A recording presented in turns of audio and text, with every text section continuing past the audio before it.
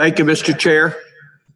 Yesterday, under the Safety and Homeland Security tab, Section 220, I placed a hold. I'd like to remove that hold, please. Issue has been resolved. All right. Thank you, Representative. Now I'm going to go to Mike Morton, the Controller General, to set up today's meeting. And after that, we will get to work. All right, thank you, Mr. Chairman. For the members of the committee, welcome today. We are going to start today with voting on Section 1. So in your book, if you would turn to the tab CGO Markup Adjustments. And turn to page 2. We will begin with Judicial.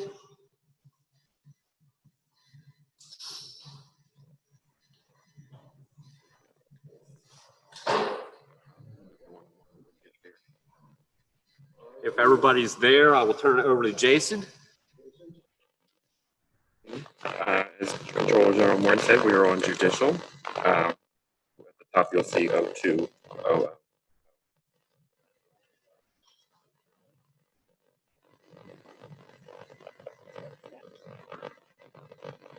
My apologies, I'm hearing there's something wrong with my audio. What we're hearing is a buzz sound.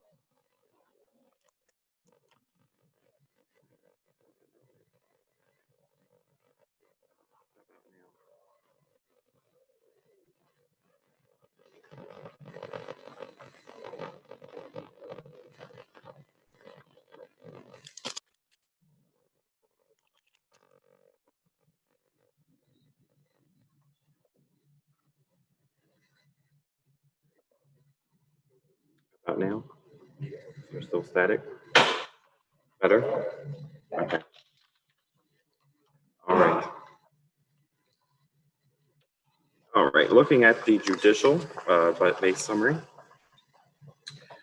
If you'll look over towards the top on the right-hand side, you'll see FY21 GRB, or GRB for the Judicial branch was $103,281,800 in general fund appropriation. And we had an ASF appropriation of $12,896,900. As you can see in the red there, these are the reductions to the FY21 GRB. The first being an $850,000 reduction for the technology hardware replacement request. Also a request for the telecommunications network technologist 3 position. That is a reduction of $70,000. And also the reduction for the request for 3 court interpreters at a cost of $229,600. The remainder that you see here on this page is still at this present moment in GRB. If you turn to the second page, that is also still there. There is something new added at the bottom, and you'll see a one-time supplemental item for the Board of Canvas. This was previously in the one-time supplement bill that we reviewed in February, but this $25,000 is still remaining here. That leaves us with a revised FY21 general fund budget for $102,132,200 and an ASF appropriation of $12,896,900. Mr. Chairman, that is the Judicial budget summary. Thank you, Jason. I think we try to get a good start this morning, and we'll go a little slow at first. So I'm gonna ask for a roll call on this. First, I have to ask my co-chair to do a motion on this page. Okay. Under the Judicial for Section 02-00-00, I make a motion that we adopt the Section 1 as amended by the Controller General's Office's markup document, totaling $12,896,900 in ASF funds and $102,132,200 in general funds, leaving the one-time additional supplement item of $25,000. And a motion. Second. It's been moved and seconded. Are there any questions on the motion? Representative Briggs King.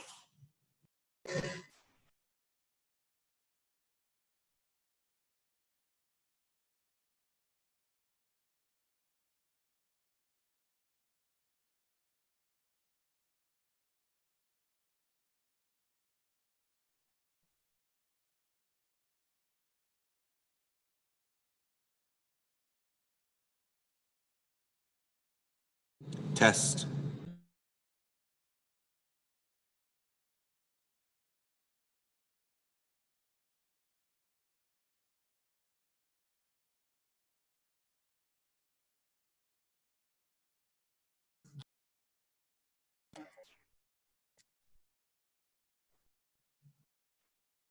Showing I'm not.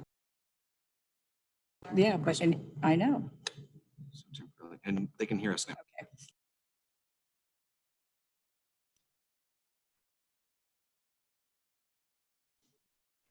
Okay, so the question I have is on page 3 where it talks about Office of Child Advocate, and there's no, I mean, it has 3 NSF, but there's no indication of any other funding for. Jason, can you answer that? So I apologize, I'm having audio issues, so I can't hear the entire question, but I believe what I heard was on the top of page 3, you were asking about the Office of Child Advocate NSF positions. Is that correct? Yes, that's correct. And there's, Yes, those are positions that were done during the clearinghouse approval process. So the funding is typically usually some type of grant funding that's a fixed source of funds that can only be used. So the funding in this situation was not switched, but the positions are. I don't know if that answers your question. Thank you. The that answer? That is, and then I had a second question regarding court interpreters, and that there had been 3 that had been recommended and now they're not going to be funded. Do you know how many court interpreters we have? Because I represent a large area of non-English speaking citizens and just wondered about that. I know that they have a handful. I can get you a more firm information. I know that they do have at least 3 or 4, but I think there's more. But I think they're contractual. So I can get you for some more firm information about that, Representative. Thank you. And just one more question, because I'm not seeing it here, but when I looked at the previous budget that we had reviewed, there was notes on the Delaware nursing home residents, somebody that would oversee or for that from the judicial, and I'm not seeing that here. And just curious, since we have so many residents and families that were impacted by the coronavirus, that if we're not having that kind of oversight now, the impact that might have. Jason, you able to answer that question? I'm not sure I heard the whole question. Did you hear? Oversight of nursing homes. Yeah, that's. I believe that That being done, or are we taking that out? She's asking. I don't remember it being a requirement. I think for one thing, these funds being on this list would have been, new. Yeah,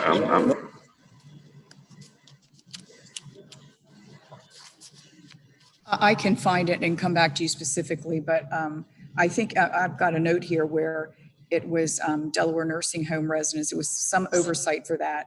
And I believe it might have been 1.3 for funding. I'll look back to the other notes. Okay, thank you, Representative. We have further questions on the. I had seen some, I see none now. So Lonnie, if you could call the roll. Representative Bolden? Yes. Representative Bolden, yes. Representative Briggs King? Yes. Representative Briggs King, yes. Representative Carson? Representative Carson, yes. Senator Ennis? Senator Ennis is absent. Representative Hensley? Representative Hensley, yes. Representative Jakes? Yes. Representative Jakes, yes. Senator Lawson? Senator Lawson, yes. Senator Pardee? Yes. Senator Pardee, yes. Senator Richardson? So this is the personnel. Senator Richardson's absent. Only in there. Senator Sturgeon? Yes. Senator Sturgeon, yes. Representative Johnson? Yes. Representative Johnson, yes. Senator McDowell? Yes. Senator McDowell, yes. 10 yes, 2 absent.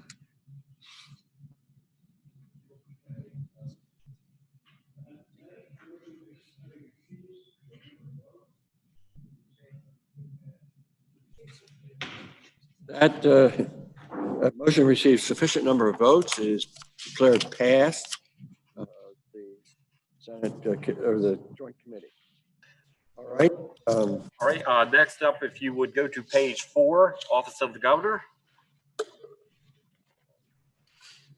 Turn it over to Jason. All right. For the Office of the Governor, we're at 10-0101. There are no changes to the governor's recommended budget for this item, so we are still seeing a revised 21 budget general fund appropriation of $3,075,200, 26 FTE positions. And then that would be that would be it for the Office of the Governor.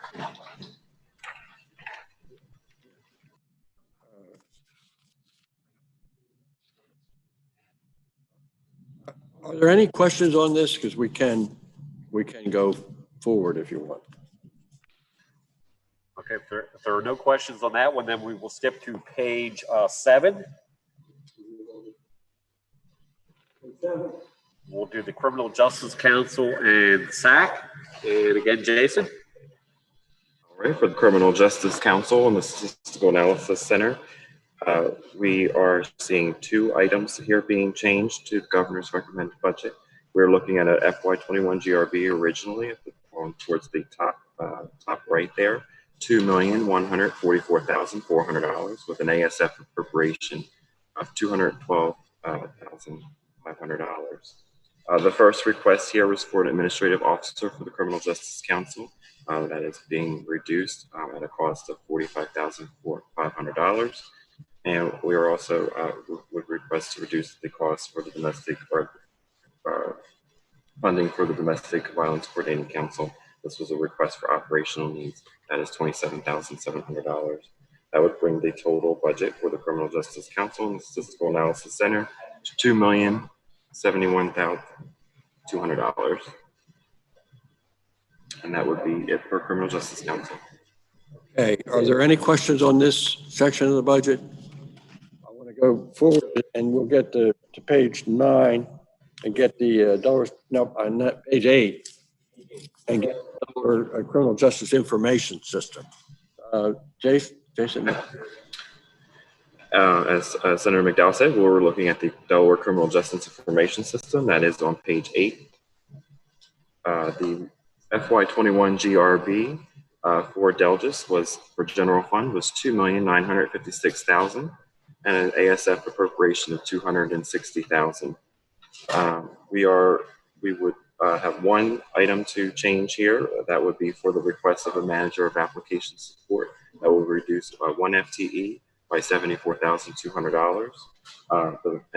The funding for the victim information notification every day and least an increased cost would remain. That takes their total budget to $2,881,800, leaving their ASF appropriation at $260,000. Mr. Chairman, that is the conclusion for Delgis. And now we'll try to let the co-chair do a motion for all 3 of these, and then we'll have questions on the motion. Okay, I make a motion that under the Office of the Governor, Section 10-01-01, that we approve the Section 1 as amended by the Comptroller General's markup document, which appropriates $3,075,200. Moving to the Criminal Justice Council, Section 10-07-01, that we approve the Section 1 as amended by the Comptroller General's Office markup document showing $212,500 in ASF funding and $2,071,200 in general funds. And then finally, the Delaware Criminal Justice Information System, Section 10-07, that we approve Section 1 as amended by the Comptroller General's Office, markup document illustrating $260,000 in ASF funding and $2,881,800 in general funds. End of motion. Second. All right, I have a motion and a second. Are there any questions on any of these three sections? We had some on the first already. Seeing none, Alani, if you could call the roll.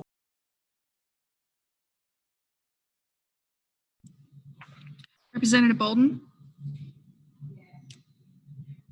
Representative Bolden, yes. Representative Briggs King? Yes. Representative Briggs King, yes. Representative Carson? Yes. Representative Carson, yes. Senator Ennis? Senator Ennis absent. Representative Hensley? Representative Hensley, yes. Representative Jakes? Yes. Representative Jakes, yes. Senator Lawson? Yes. Senator Lawson, yes. Senator Pardee? Yes. Senator Pardee, yes. Senator Richardson? Senator Richardson's absent. Senator Sturgeon? Yes.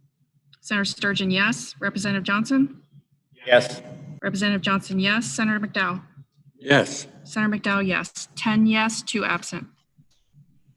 These budget sections, having received sufficient number of votes, are declared passed to Joint Finance. Okay, Mr. Chairman, moving on to page 9, the Delaware State Housing Authority. Julie? Okay, so for the Delaware State Housing Authority, Department 100801, Governor's recommended budget had $8 million general fund and $14,388,700 in ASF funding. We have removed additional funding for the State Rental Assistance Program and kept at FY20 numbers at $7 million. So the total for general fund is $7 million and $14,388,700 for ASF. That wraps up Delaware State Housing Authority. We've done. Let's have a. Can we have a Sir, I make a motion that for the Delaware State Housing Authority, Section 10-08-01, that we approve Section 1 as amended by the Comptroller General's Office, markup document totaling $14,388,700 in ASF funding and $7 million in general funding. End of motion. second?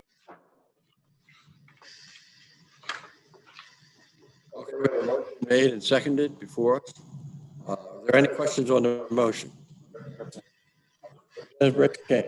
Thank you. It's me with questions again.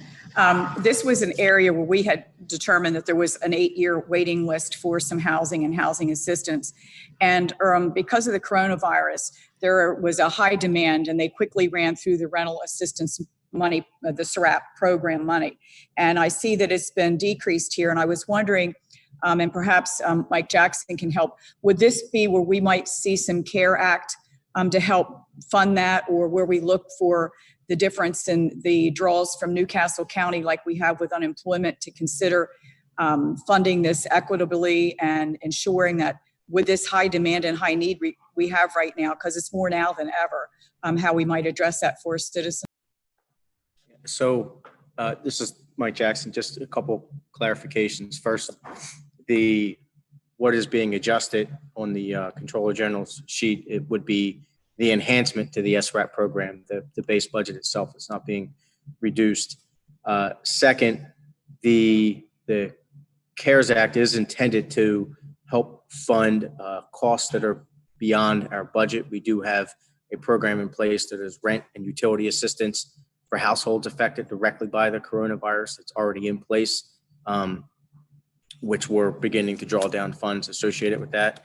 On the SRAP itself, I think one of the things that we would have to look for are funds that are appropriated in other pieces of the stimulus package to be able to address the increased demand and not really using the coronavirus relief fund. Because that backlog had already existed prior to the onset of the pandemic, and it may not qualify as an eligible expense.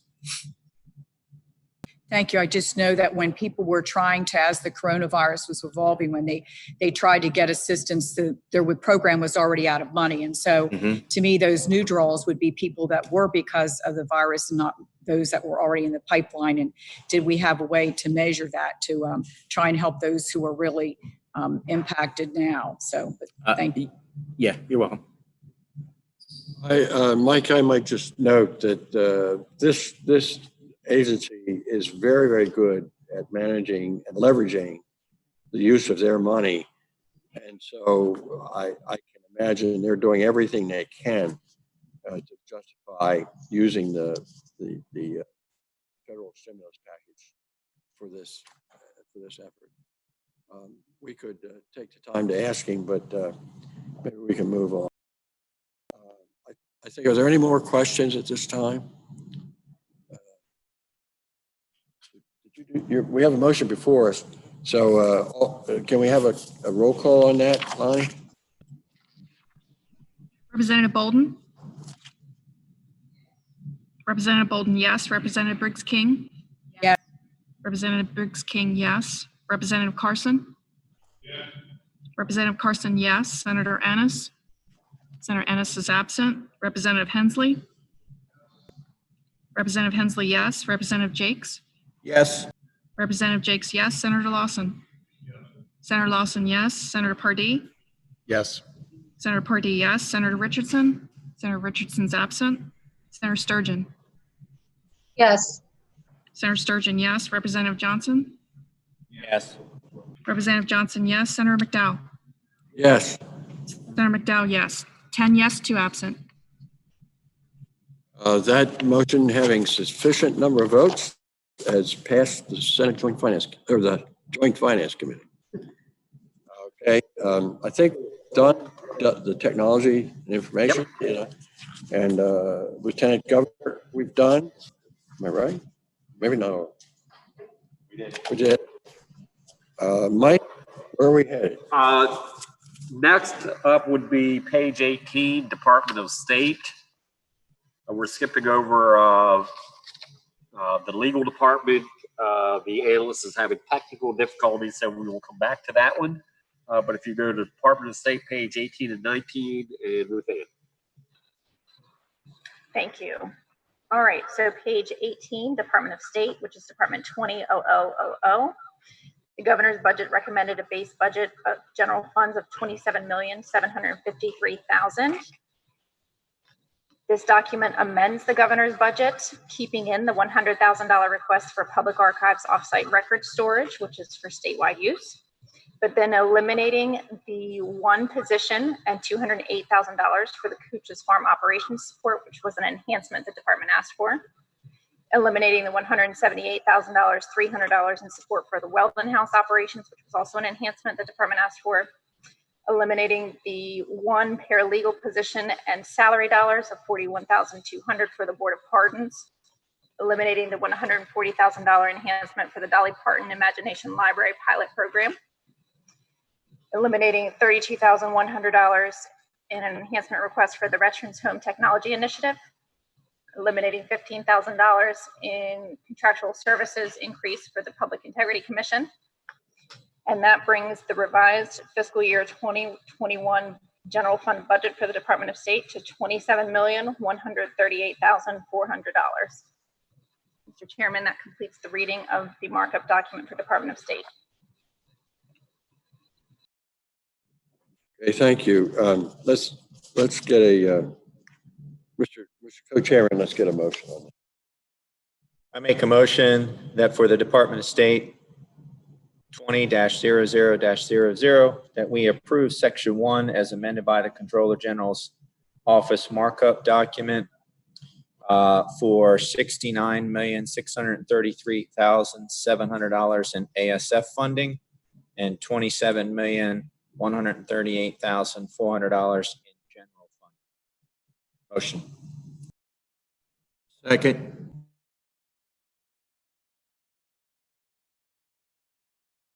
Any questions on the motion? We're keeping count, Representative. I think too much. I realize that. It's all right. I Go just ahead. wanted a confirmation on the veteran home technology initiatives, because are they currently in the DIN, or is this a coordination between the veteran homes and our other health network? Do we have from the stand? I don't know the answer on the DIN. This particular initiative was just for a backup fiber line. And my understanding is they will still do it, but they will use funding within their existing budget. So they'll just move some items around. But I can get back to you about the DIN answer. No, thank you, because it would be important for either for communications or for other things like whether it be telemedicine or whatever, to make sure they had that adequate system, particularly with the coronavirus, and they might not have been able to have some specialist appointments or whatever. So just wondering about that information technology. But if it's covered somewhere else, that's fine. I just didn't want our veterans homes to go without technology that they needed. But thank you. Okay, and I won't count that against your quota because I wanted that answer too. So, so thank you. Okay, we have further questions from Representative Jacobs. Thank you, Mr. Chair. I just follow on that answer. The VA has taken care of that issue for the veterans home. That's what I thought. Thank you very much. Okay, any further questions? Representative Bolden. Thank you, Mr. Chair. Board of Pardons. Please ask her to unmute.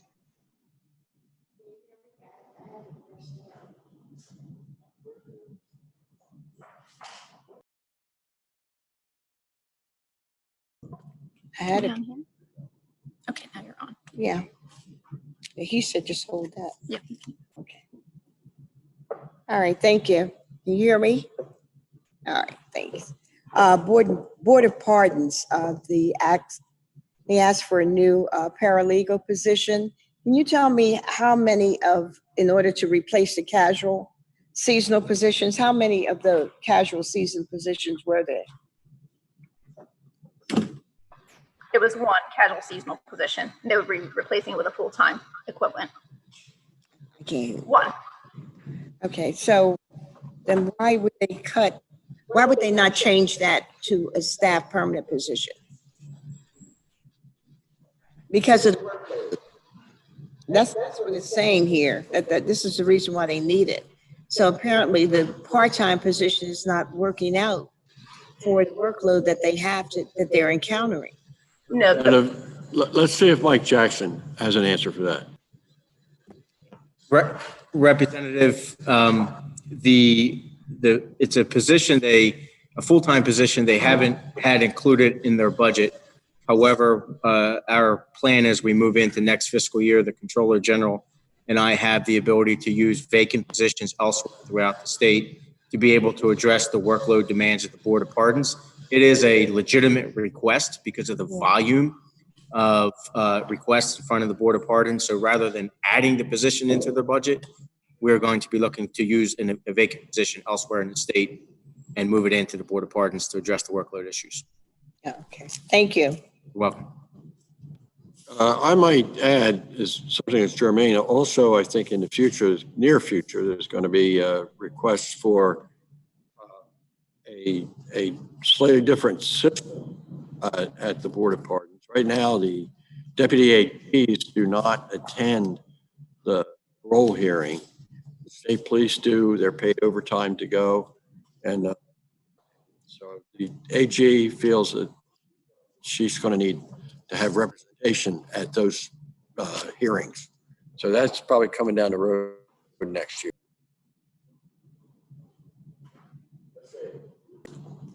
We have before us any further questions on the motion? I'm seeing none. Can we have a roll call? Representative Bolden? Yes. Representative Bolden, yes. Representative Briggs King? Yes. Representative Briggs King, yes. Representative Carson? Representative Carson, yes. Senator Ennis? Senator Ennis, yes. Representative Hensley? Representative Hensley, yes. Representative Jakes? Yes. Representative Jakes, yes. Senator Lawson? Senator Lawson, yes. Senator Pardee? Yes. Senator Pardee, yes. Senator Richardson? Yes. Senator Richardson, yes. Senator Sturgeon? Senator Sturgeon, yes. Representative Johnson? Yes. Representative Johnson, yes. Senator McDowell? Yes. Senator McDowell, yes. 12 yes. Well, yes, and I might say welcome back, Senator Richardson. Glad to have you. So Thank you for the tech, guys. I declare that motion passed unanimously and is passed by the Senate, by the Joint Finance Committee. Mr. Chairman, next up would be page 22, Department of Health and Social Services. Victoria?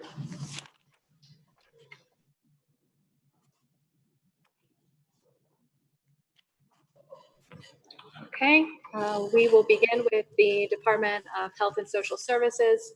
The fiscal year 21 GRB had a grant aid funding of $1,247,827.8. You'll see on the document that many of the first requests were funded, including Birth to 3 program growth, lease escalators, the Healthy Children program, food protection system maintenance and operations, DSAM electronic health records. Many of these were door openers. The first reduction you'll see is for child care program growth in the amount of $3 million.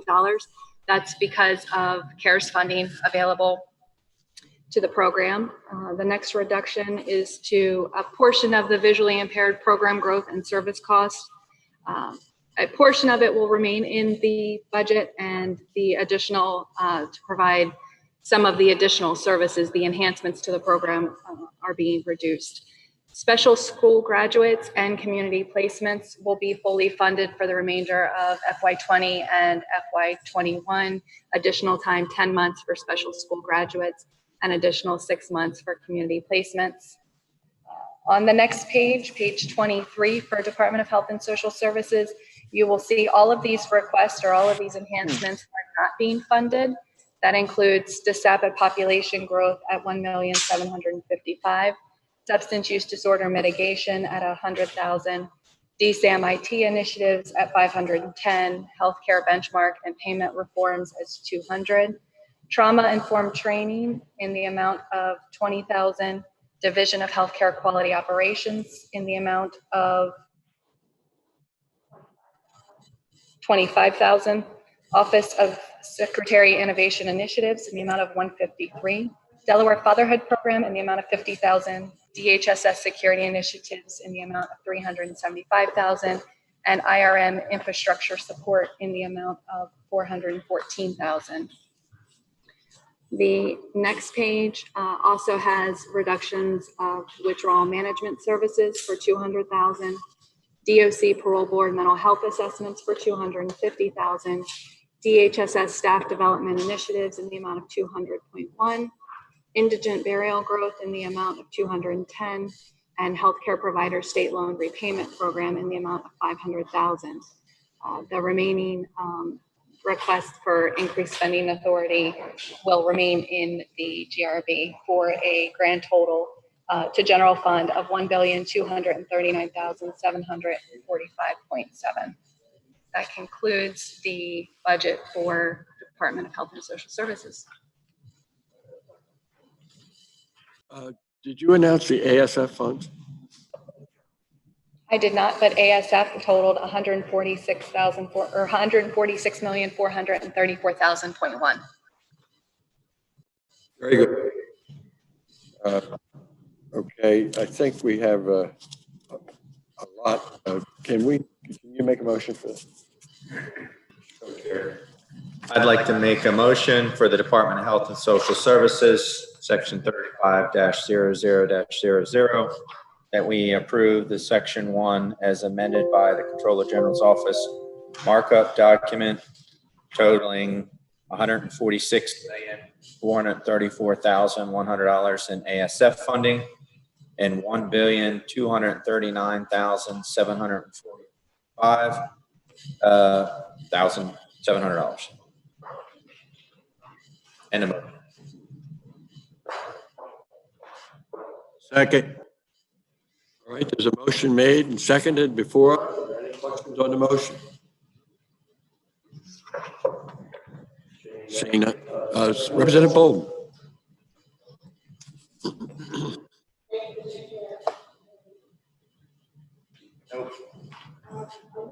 I need your, I can't hear. Not hearing you, Representative.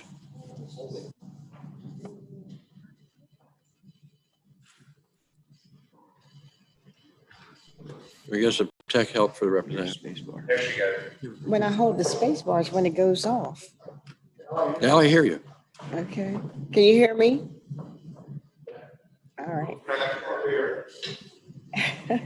A lot on page 23, a lot of what was eliminated, is that picked up by CARE Act? My concern is, again, I had a question before regarding the trauma training programs, and my other concern is the substance abuse disorder use for the needle exchange program that we've been running successfully. Representative, before we get the answer, I just want to remind you that these are all additions to last year's budget that were put in GRB. It's important to remember that as we go through these. Yeah, I understand that. So the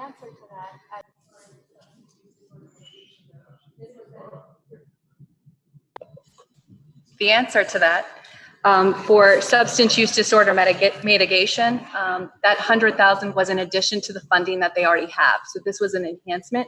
This program isn't going away, nor is it being cut. The funding will continue. This was just an enhancement for additional expansion of the program. And the same for the trauma-informed training. It was, as we discussed yesterday, with, I believe it was DHR that you questioned with their cut of the trauma-informed training. This was in response to adding additional training, but the departments will be expected, they will still continue this.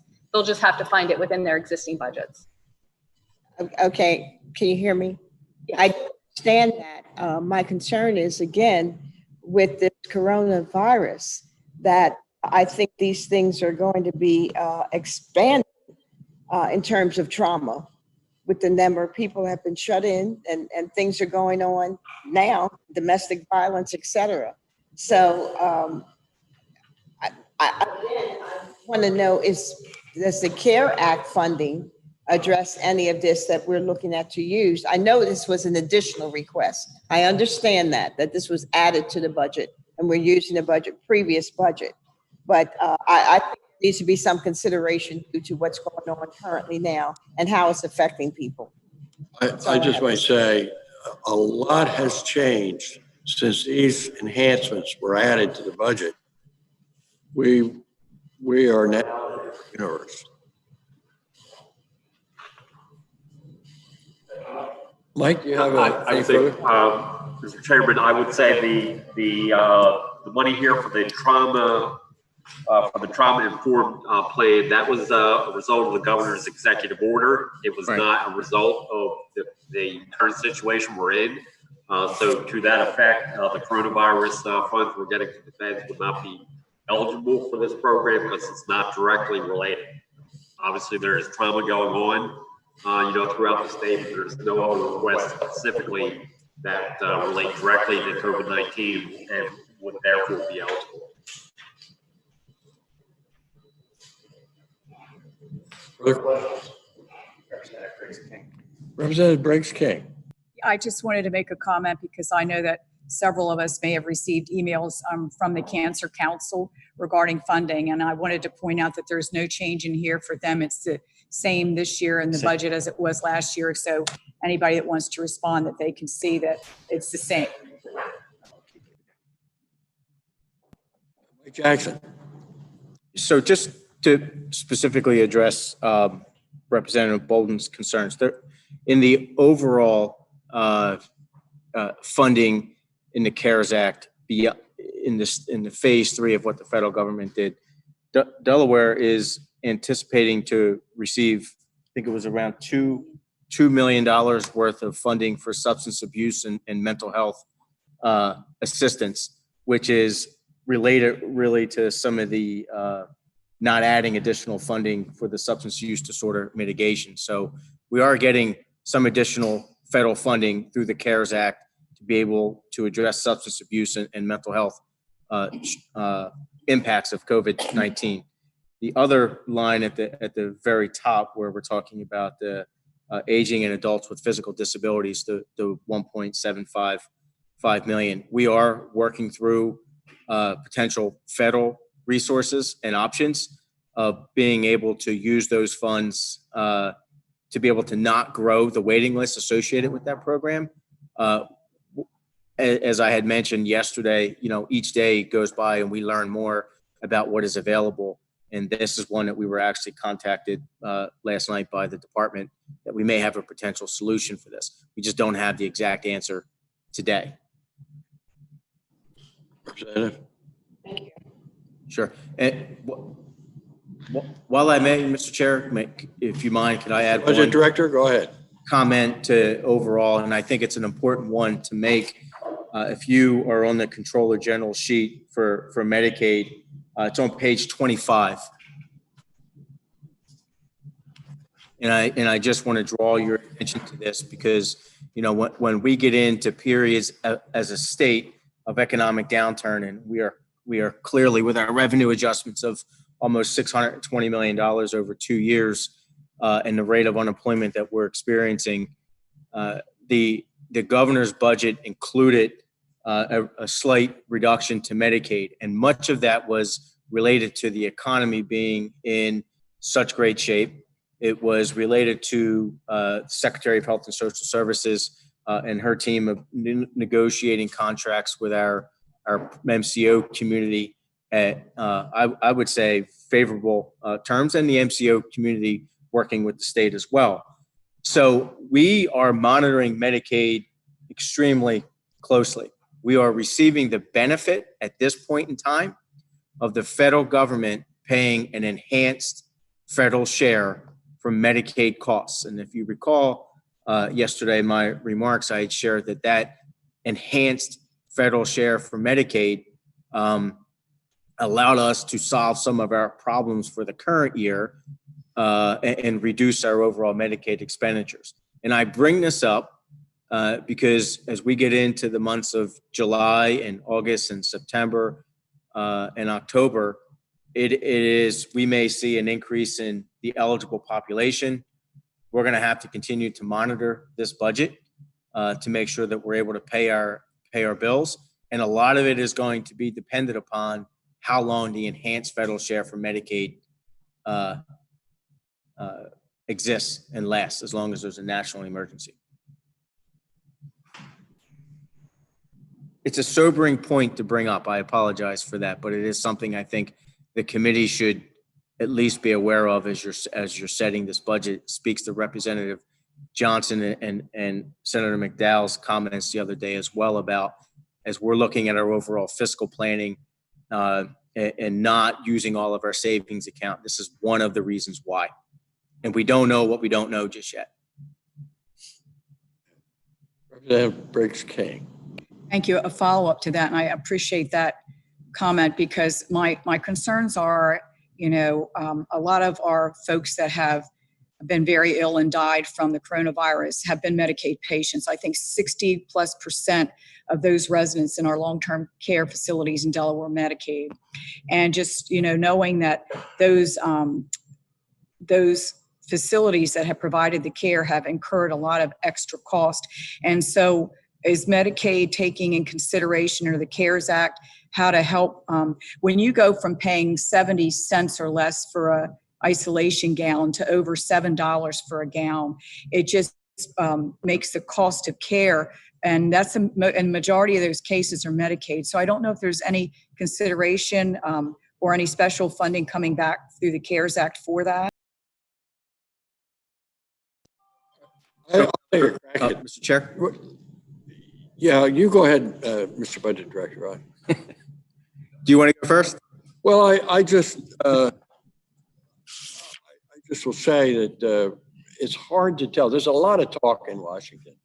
And I mean, the very CARES Act itself came with bells whistling and whistles belling or whatever. And, and then we find out the restrictions on use are very, very narrow. And so we have to live with that. I also wanted to point out that, again, when we were jubilant in January in looking at building a budget this year, thinking a lot of things would be able to be happening. And then 63 million dropped out of the bottom. And that's, I'm sorry, 600 and it was 618. What's the number, Mike? If it was 63 million, I'd be much happier person right now. It was 619 million over. 619.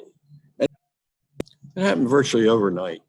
So I think we're trying to correct, take a course that's just, will be balanced, and will let us move forward in the future. Thank you. It's just the concern is that if we see a rebound in the fall, as some are projecting, and our long-term care facilities, which are primarily, they rely on Medicaid, it's Medicaid patients, are how prepared for that we are financially, which is just a question I have, which I know you don't have the answer to, but. Mike Jackson's going to take a crack at that. I'm in violation. Here we go. A piece of the CARES Act actually did provide directly to about 27 healthcare facilities. I think it was around $9 million worth of support for COVID-related expenditures. I don't have the detail on exactly which 27 facilities. On top of that, we have been in contact with the Delaware Healthcare Facilities Association, as well as the Medicaid group within DHSS on potentially using some of the coronavirus relief funds, given that this is a Medicaid type of expense of a short-term enhanced type reimbursement process. We are still, and what that exactly looks like is still under conversation. So the issue you raise is legitimate. It's just a matter of how we use the what's already been used and directly sent to facilities, but also how we use the relief fund to be able to potentially address their costs. Thank you. Yep. I just want to add, to keep everybody happy here, that under difficult circumstances, Representative Bolden's issues also were well raised and important, and they fall in the same category. We just can't do budget enhancing without the revenue to back it up. I think we have a motion on the floor. We've had a lot of questions. If there are no more, I'd like to see if we can get a roll call. I see no questions. Lonnie? Representative Bolden? Yes. Representative Bolden, yes. Representative Briggs King? Yes. Representative Briggs King, yes. Representative Carson? Yes. Representative Carson, yes. Senator Ennis? Senator Ennis, yes. Representative Hensley? Yes. Representative Hensley, yes. Representative Jakes? Yes. Representative Jakes, yes. Senator Lawson? Senator Lawson, yes. Senator Pardee? Yes. Senator Pardee, yes. Senator Richardson? Yes. Senator Richardson, yes. Senator Sturgeon? Yes. Senator Sturgeon, yes. Representative Johnson? Yes. Representative Johnson, yes. Senator McDowell? Yes. Senator McDowell, yes. 12 yes.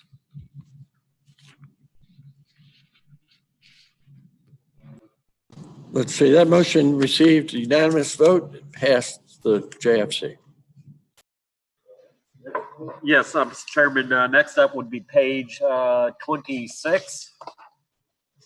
Department of Services for Children, Youth, and their Families. Victoria? Okay, we will begin with the Department of Services for Children, Youth, and their Families, 370000. It has a FY21 GRB budget of $20,561,000.6 for ASF, and $191,944,000.7 for general fund.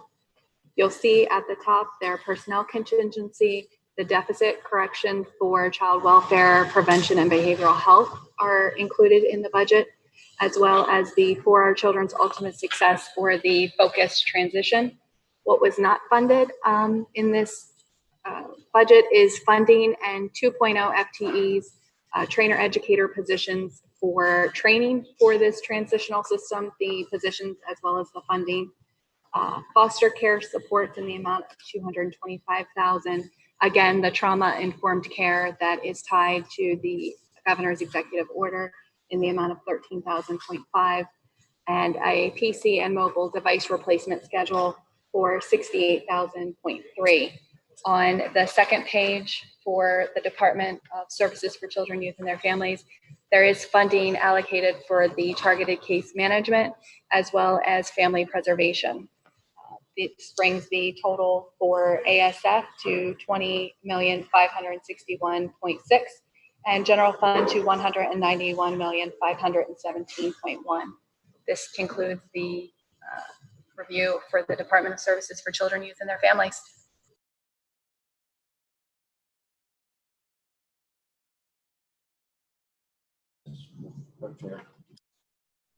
For the Department of Services for Children, Youth, and Their Families, Section 37-00-00, I make a motion that we approve the Section 1 as amended by the Controller General's Office markup document reflecting $20,561,600 ASF funding and $191,517,100 general fund.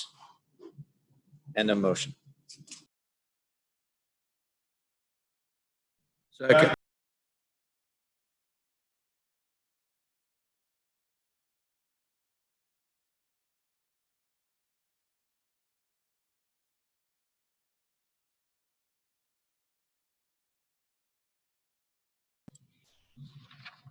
Representative Bolden? Representative Bolden, yes. Representative Briggs King? Yes. Representative Briggs King, yes. Representative Carson? Representative Carson, yes. Senator Ennis? Yes. Senator Ennis, yes. Representative Hensley? Yes. Representative Hensley, yes. Representative Jakes? Yes. Representative Jakes, yes. Senator Lawson? Senator Lawson, yes. Senator Pardee? Yes. Senator Pardee, yes. Senator Richardson? Yes. Senator Richardson, yes. Senator Sturgeon?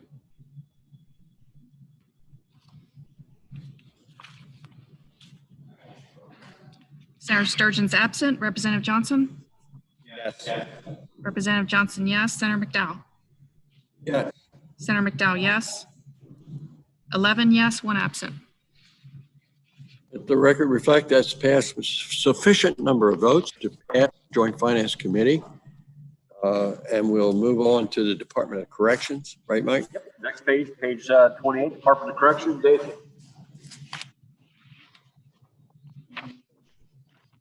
I didn't hear that, Mike. Say it again. Oh, I'm sorry, page 28, Department of Correction, and we'll turn it over to Jason.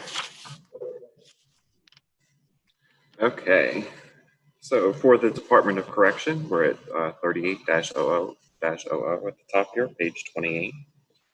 They have a FY21 GRB for general fund of $351,039,200 and an ASF appropriation of $3,972,900.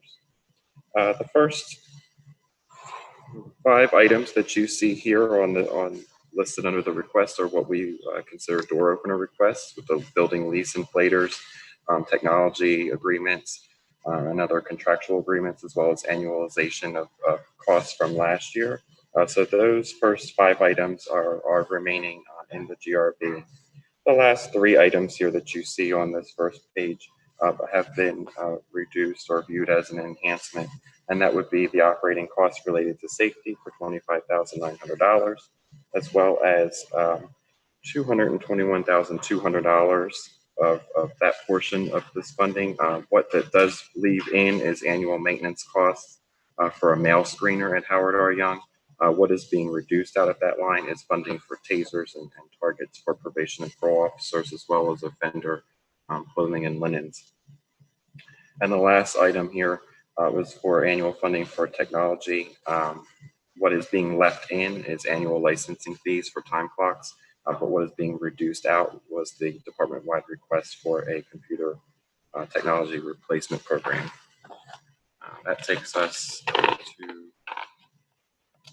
the next page.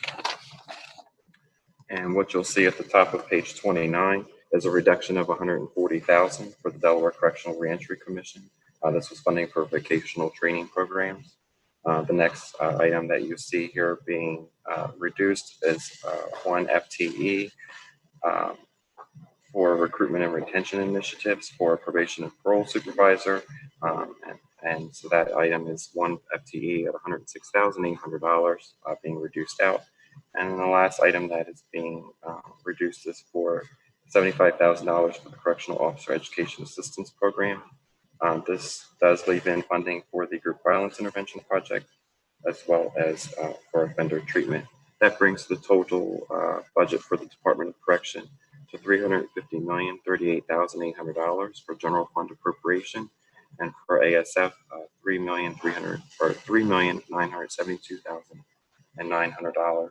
Mr. Chairman, that would be it for the Department of Correction.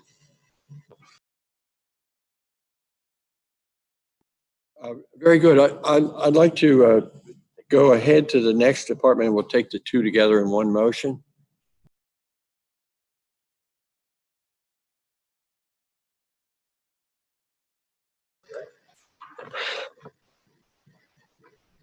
So for Department of Natural Resources, we began with the governor's recommended budget of $38,985,400.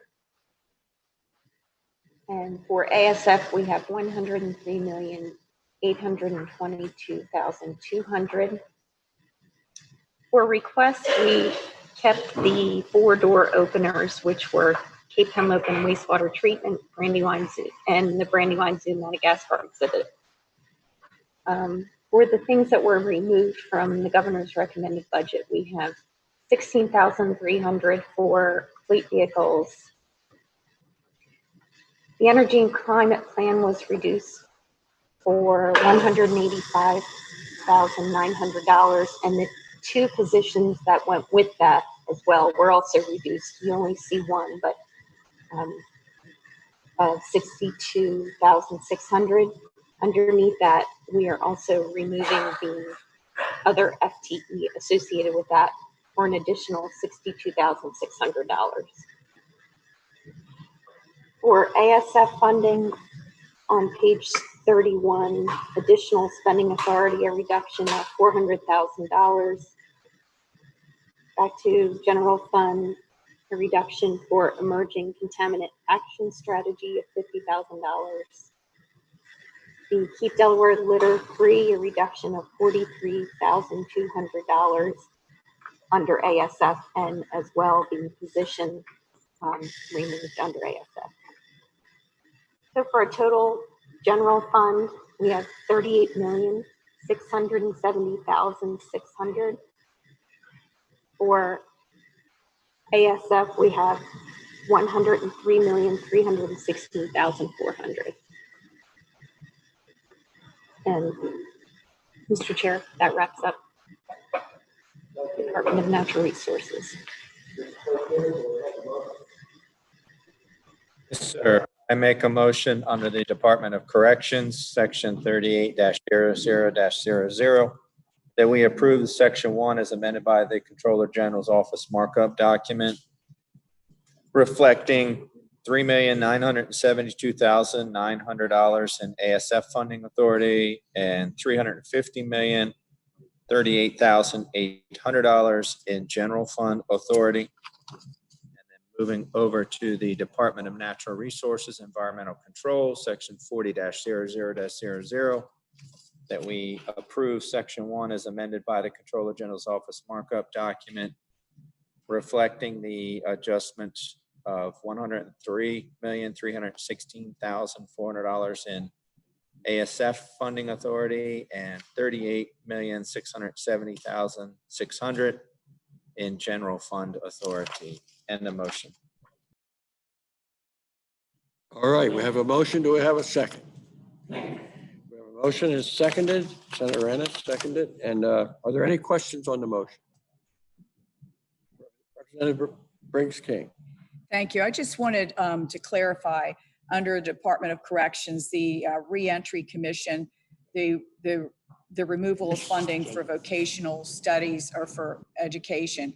And so I can't find in the regular where it's how it's included in the regular budget. So I'm just curious because I certainly don't want to revert to where we were with not offering programs and certain things before the Vaughn incident, and the need for preparation for reentry, particularly for this kind of training, is very important. So I just didn't know what the allocation currently is for this or wherever it's found besides under this reentry commission. I can't find it.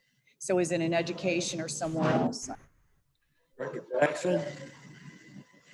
Representative, I might be able to answer that for you. This is typically contractual services funding. I can get you some more specific information about how much they're actually spending, but it's typically, my understanding is that these programs are done with contractual services funding. Thank you. Representative Jakes. Thank you, Mr. Chair. I just want to make a comment. In the Corrections Department, I noticed the things that we're cutting is safety and security.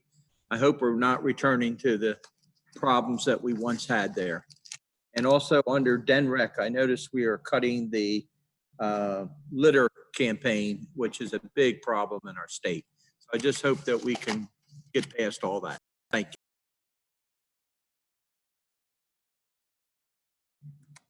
A quick comment on correction, given Representative Jake's comment, just to make sure that the committee is clear. If you look in the middle of page, 28, you'll see where it says department-wide water and sewer usage. I mean, they are utility costs, right? And it would be included in the final budget of 1.3 million.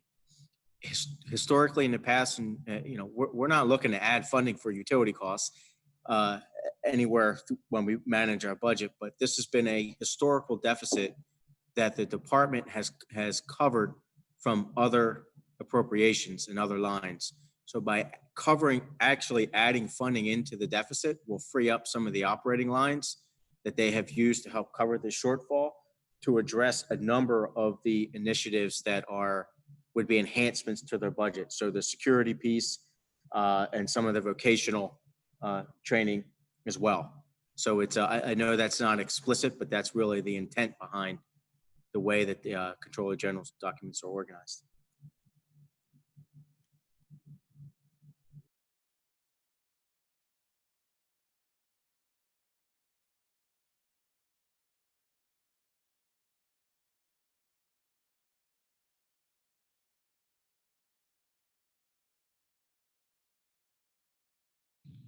Mute. How about that? So any further questions on the Corrections Department? Seeing none. How about in the Natural Resources Department? Seeing none, can we call the roll call? Representative Bolden? Yes. Representative Bolden, yes. Representative Briggs King? Yes. Representative Briggs King, yes. Representative Carson? Yes. Representative Carson, yes. Senator Ennis? Yes. Senator Ennis, yes. Representative Hensley? Yes. Representative Hensley, yes. Representative Jakes? Yes. Representative Jakes, yes. Senator Lawson? Yes. Senator Lawson, yes. Senator Pardee? Yes. Senator Pardee, yes. Senator Richardson? Yes. Senator Richardson, yes. Senator Sturgeon? Senator Sturgeon, yes. Representative Johnson? Yes. Representative Johnson, yes. Senator McDowell? Yes. Senator McDowell, yes. 12 yes. The record reflects that motion passed unanimously. And now we will move on, I think, to Department of Safety and Homeland Security. Yes, Mr. Chairman, page 32, Homeland Security, Jason. All right. Is it Jason? Good. All right. For the Department of Safety and Homeland Security, that's Department 45-00-00. And again, we're on page 32. What you're seeing here, we have an FY21 governor's recommended budget of $24,247,000 in ASF appropriation, as well as a general fund appropriation of $153,931,500. The personnel contingency, as well as the tobacco master settlement revenue, is still in this budget. The first two, or rather, excuse me, the first three items that you see here have been reduced or revised out of the FY21 budget. That would be for 2 FTE toxicology positions at a cost of $172,500, 2 forensic investigator positions at a cost of $90,900, as well as contractual funds for those positions rather at $25,000. This does leave in the maintenance costs for the aviation unit of the state police at $250,000, as well as lease escalators. If you turn to the second page, page 33, you will see also the first 2 items, security systems and maintenance fees, are remaining in the budget. The next item, travel funds, because those positions were not recommended or were not included in the budget, there is not necessarily need to include $5,000 for travel funds for the Division of Forensic Science. That has been reduced out. We've also reduced out $144,000 for tasers for state police and $20,000 for trauma-informed caring. This does leave in $300,000 for vehicle replacements, for the annual vehicle replacements for the Delaware State Police, and the technical adjustments that you see below are also still remaining. That takes us to the third page, or page 34 rather. There are also some technical positions that are still remaining in, and that leaves our total budget for the Department of Safety and Homeland Security with an ASF appropriation of $24,247,000 and a general fund appropriation of $153,474,100. Mr. Chairman, that would conclude the Department of Safety and Homeland Security. Mr. Co-Chairman, may I get a motion made? Yes, I'll make a motion that we approve the Department of Safety and Homeland Security, section 45-00-00, that we approve section 1 as amended by the Comptroller General's Office markup document, where it illustrates $24,247,000 in ASF authority and $153,474,100 in general fund authority. End of motion. All right, we have a motion made. Do I have a second? Second. All right, motion made and seconded. Any questions on the motion? Representative Jakes. Thank you, Mr. Chair. On page 33, under the firing range maintenance cost, it shows $180,000 with parentheses around it. What does that mean? Representative, that is a reallocation of contractual services funding to the Office of Management and Budget to maintain the state police firing range. That is an agreement that has been made between Delaware State Police and Facilities Management. University of Delaware next. There's no change in funding. It's just there's a change in where the funding is being housed.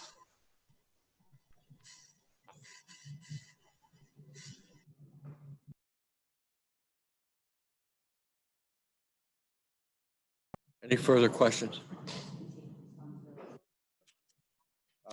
Let me make sure. Senator, if I may, Mr. Jackson. I'm looking at Representative Jakes, and he seems like he's looking or searching for a confirmation. But what Jason has shared is correct.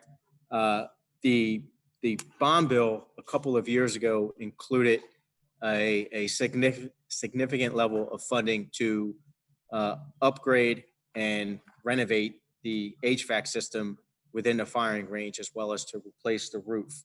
That project is complete. As part of that process, we came to a much clearer agreement, which is what was needed with state police and our Division of Facilities Management over who is responsible for what within the facility itself, including cleaning and maintenance of the HVAC system. And this simply represents that agreement. We're not taking money from them to use for another purpose. It will simply now be spent in my department based on that agreement. Mr. Chair, can I Jakes? follow up on that? Follow up, please. Is the firing range now under the control of OMB like other state buildings? I'm sorry. I see you looking on my screen. Well, we pay, yes, in short, yes. There's a piece of it that's associated with our department. And then there is also a piece of it where state police continue pieces of the maintenance. So it's a shared responsibility. And it's similar in the troops that are out in the throughout the state, like Troop 7, that's a responsibility of facilities management. Troop 2, that's a responsibility of facilities management. So some of the older troops facilities is state police is directly responsible for.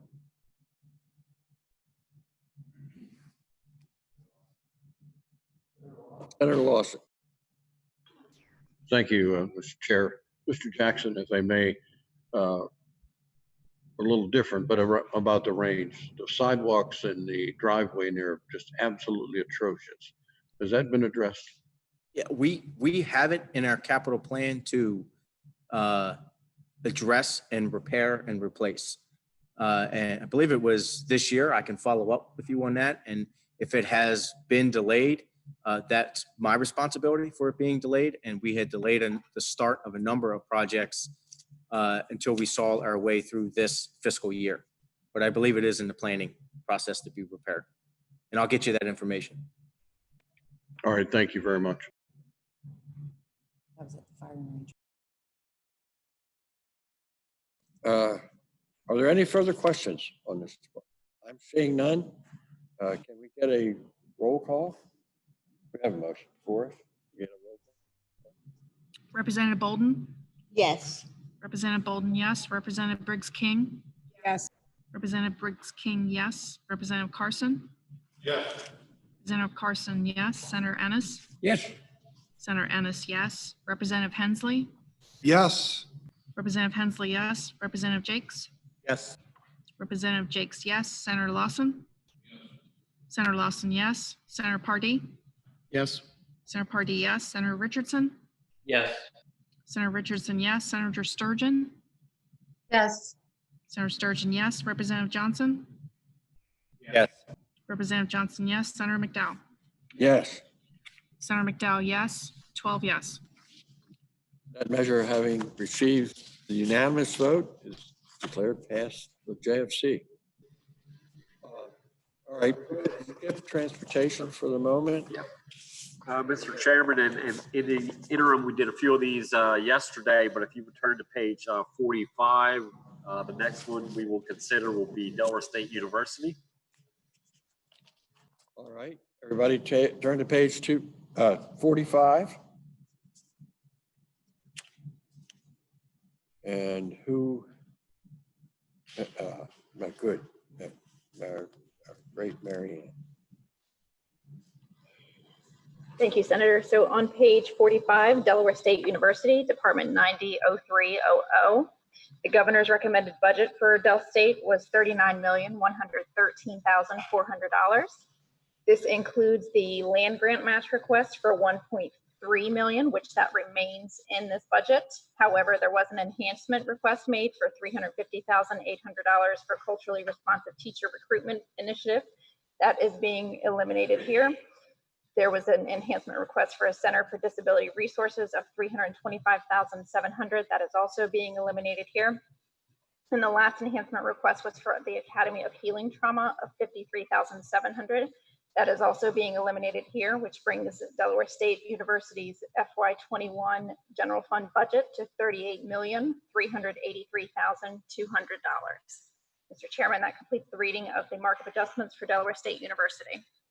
Ruth Ann, let me ask a question real quickly. Is that land grant match what they had requested? Yes, it is. Okay, good. Let's see if we can roll over to Del Tech and we'll we'll do all these with one motion, hopefully. Mr. Co-Chair? Oh, no, I'm sorry. Who's Ruth Ann? Ruth Ann, you're going to inform us. All right, Delaware Technical Community College on page 46, Department 900400. The governor's recommended budget, total general fund budget for Del Tech was $88,222,400.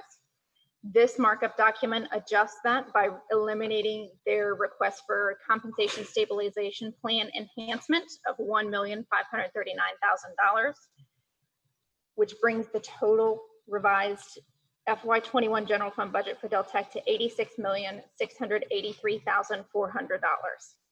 Mr. Chairman, that completes the reading of markup adjustments for Delaware Tech. All right, that's good. And now I'd like to go one more and do the Delaware Institute for Veterinary and Medical Education. There. Ruth Ann. On page 47, Delaware Institute of Veterinary Medical Education, Department 900700. Governor's recommended budget total general fund amount was $448,500, and that included an enhancement request of $46,500, and that was to account for a $1,000 tuition increase amount, as well as add an additional seat. What this document does is eliminate that additional seat in the amount of $34,500, which brings the new revised fiscal year 2021 budget for DIVME to $414,000. Mr. Chairman, that completes the reading of the Delaware Institute of Veterinary Medical Education markup adjustments.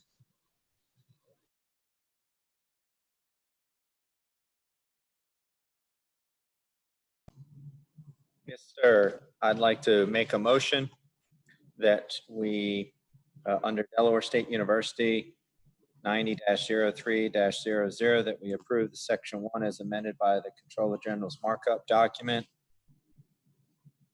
illustrating $38,383,200 in general fund authority.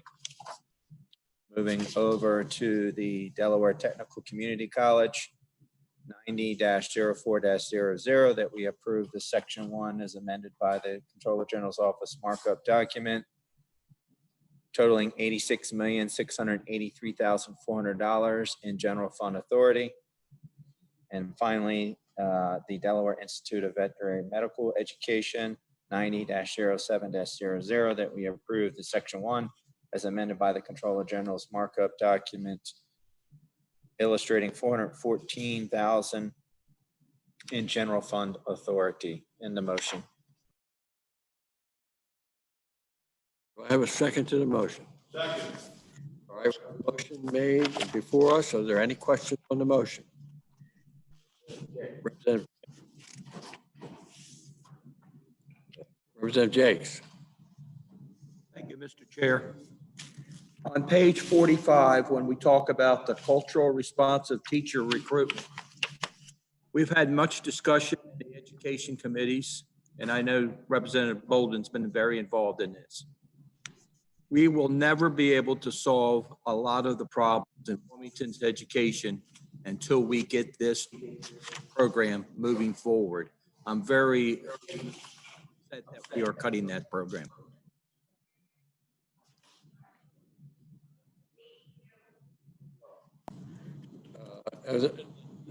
Representative Jakes, I think we missed Representative Bruce Briggs-King.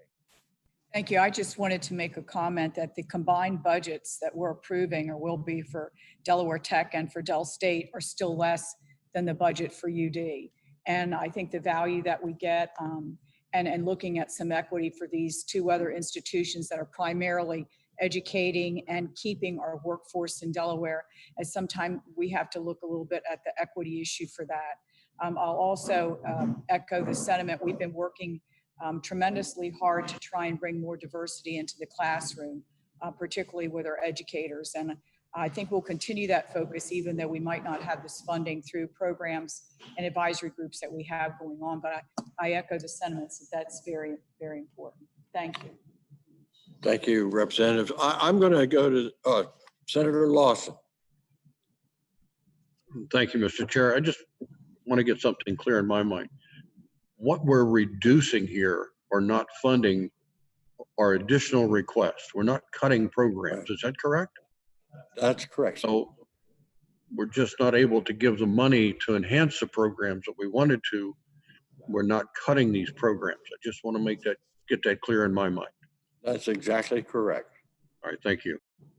All right. Let me, Representative Jakes. Just to follow up with Senator Lawson, the cultural responsive teacher Because when I program just put my is hand on it, almost sometimes I'm non-existent not on. today. So without this enhancement, that program really won't be doing anything.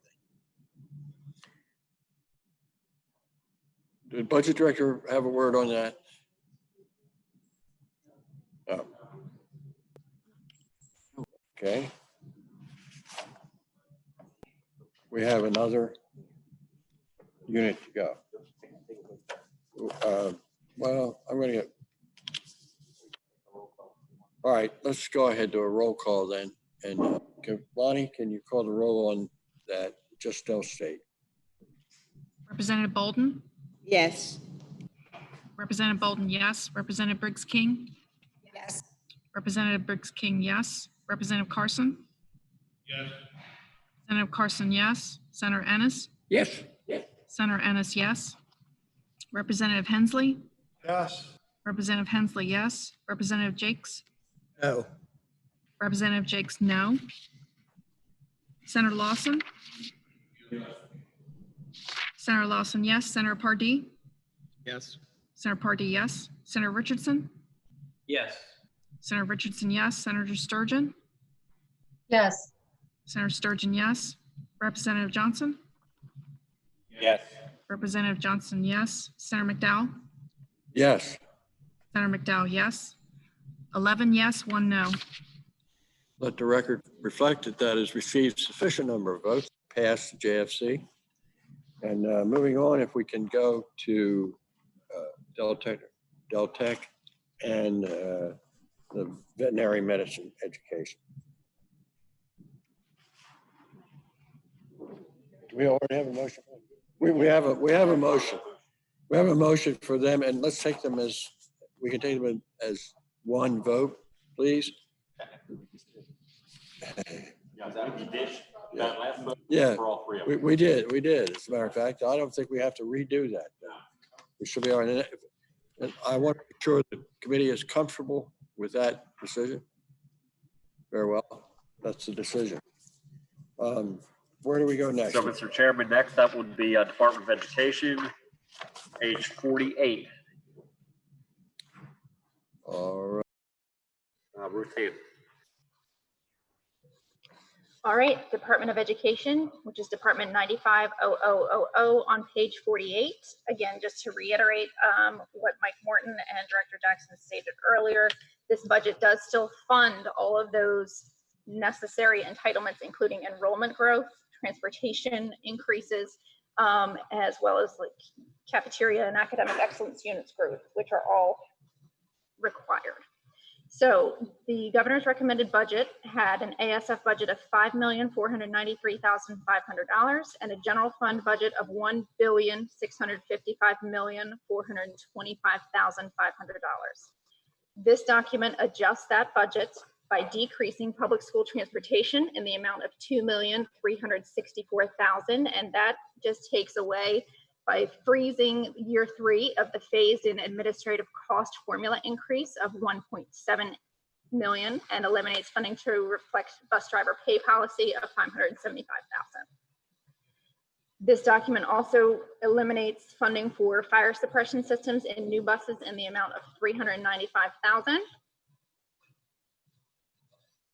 Prison education, an increase for additional educational classes and GED testing. That enhancement request of $40,000 is also being eliminated here.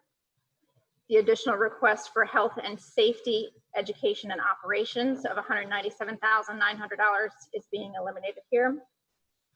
On the next page, technology improvements is being eliminated in the amount of $800,000, but as discussed yesterday, this amount is actually being covered by the CARES Act. Early childhood initiatives in the amount of $2 million to provide additional slots for ECAP, that is being eliminated. The additional enhancement of $3 million for early childhood initiatives is also being eliminated here. Opportunity fund expansion to expand mental health and reading supports is being eliminated here in the amount of $3,022,100. The dual generation family literacy program is being eliminated here in the amount of $160,000. The unified sports pass-through for Special Olympic athletes, which was a new enhancement request this year, is also being eliminated in the amount of $85,000.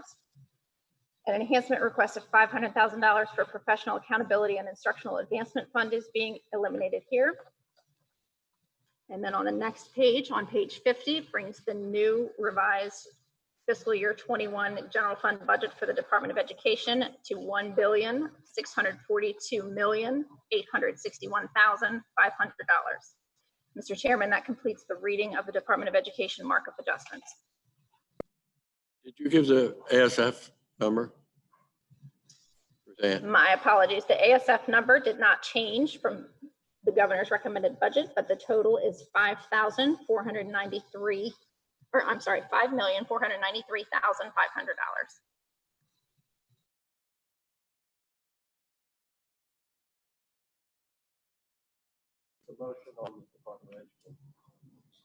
Yes, sir. For the Department of Education, I'd like to make a motion, section 95-00-00, that we approve section 1 as amended by the Controller General's markup document that illustrates $5,493,500 in ASF authority and $1,642,861,500 in general fund authority. End of motion. There's a motion seconded. Are there any questions on that motion? Thank you, Mr. Chair. Going back to the public school transportation, the reduction of $2,364,000. Is this under the same contingency if money available that will be put back in as other cuts and steps? Director Jackson? We have not discussed it in that way. This is the third year of the step of increases, though, is it not, of the contract? Well, we don't have a contractual relationship with, in that manner, with our drivers. This is a formula enhancement to the school transportation formula. It is discretionary. So there's no plan to bring that back in, money available? I would say that it would be up to this committee if we're going to do that. I would also remind the committee that while schools were closed, we as a state continue to pay our bus contractors a reduced formula where we took the formula component out, but we continue to pay them. And I guess, making this adjustment, given our finances, is kind of looking for that type of working relationship to continue, given the level of resources we have to take out of the proposed budget. I don't have a disagreement. I just wanted to get clarity on it. Thank you very much. Yeah, sure.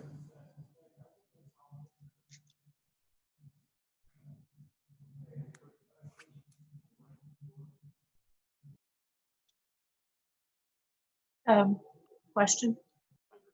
Senator Sturgeon, there you are. Welcome. Hi. Thank you, Senator McDowell. Yeah, this is actually a comment, not a question.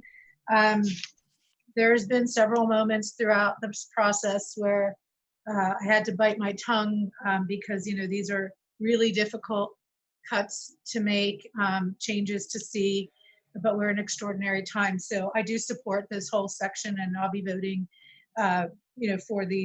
for this budget as written in this section on public education. But I do want to say that this is the one time I'll say this, even though I feel it often, and I will continue to feel it as we see really important programs cut. This early childhood initiative, the early childhood capacity build, infrastructure building and adding more slots to ECAP, as well as the opportunity fund expansion for the mental health and reading support services. Those really hurt. And I look forward to working with all the advocates who work so hard on all this to restore this and add to it in the future when we are under better economic circumstances. So I just needed to say that. And I know we all feel that way about different things that are important to us in this budget, but this is the one time I'm going to say how sad I am to see those cuts be made, but I do understand why they need to be. Thank you for. Well, I just say you're not alone, Senator Sturgeon. I fought hard to get some of that, particularly the money for reading programs and you know, it's hard to sit here and watch it have to suffer this, but we have to do what we have to do. So thank you, Senator Sturgeon. Mike Jackson, you want to make a comment? I only want to provide some information as part of the phase 3 of the stimulus funding. There was resources directly appropriated to our K-12 schools. And there was also a direct allocation to governors throughout the country for called a governor's education relief fund, where governors could make application for funding for COVID related items, and part of the initiative out of the governor's funds will support some of the mental health initiatives that all of you have found to be important to add into the budget. So while there's not going to be an expansion of the opportunity fund, there will be some temporary relief through the stimulus funding for the next year as we get through this budget process. I just thought it was important to know while it's not in the general budget, there is some federal resources that will help supplement that. Thank you, Director Jackson. So, all right, any further questions on this section? So then I would call the roll if you can, Bonnie. Representative Bolden? Representative Bolden, yes. Representative Briggs King? Yes. Representative Briggs King, yes. Representative Carson? Yes. Representative Carson, yes. Senator Ennis? Yes. Senator Ennis, yes. Representative Hensley? Yes. Representative Hensley, yes. Representative Jakes? Yes. Representative Jakes, yes. Senator Lawson? Yes. Senator Lawson, yes. Senator Pardee? Yes. Senator Pardee, yes. Senator Richardson? Yes. Senator Richardson, yes. Senator Sturgeon? Yes. Senator Sturgeon, yes. Representative Johnson? Yes. Representative Johnson, yes. Senator McDowell? Yes. Senator McDowell, yes. 12 yes.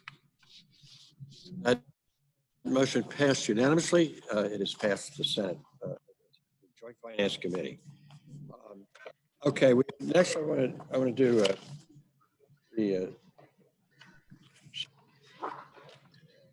the Delaware on career and technical education.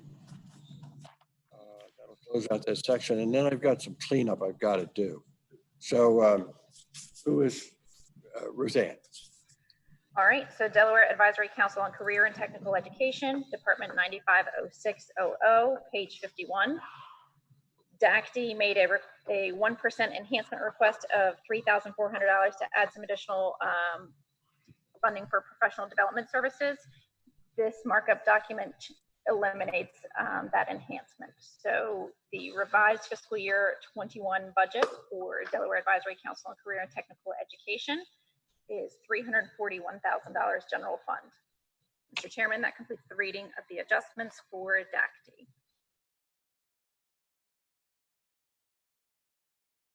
Mr. Co-Chair, we need a motion.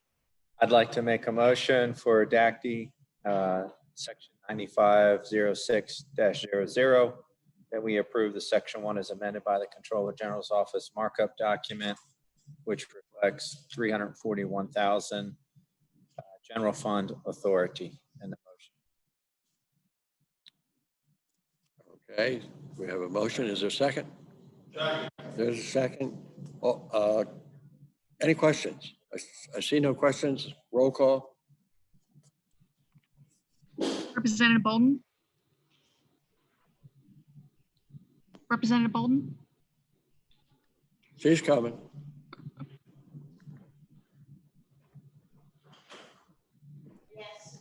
Representative Bolden, yes. Representative Briggs King? Yes. Representative Briggs King, yes. Representative Carson? Representative Carson, yes. Senator Ennis? Yes. Senator Ennis, yes. Representative Hensley? Yes.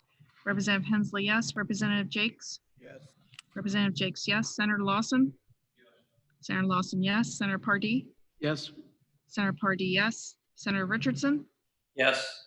Senator Richardson, yes. Senator Sturgeon? Yes. Senator Sturgeon, yes. Representative Johnson?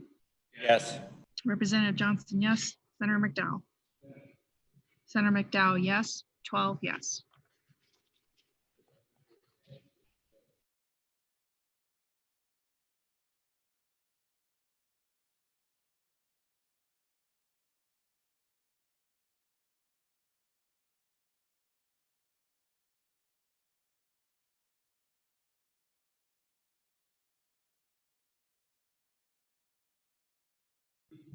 Can't hear you.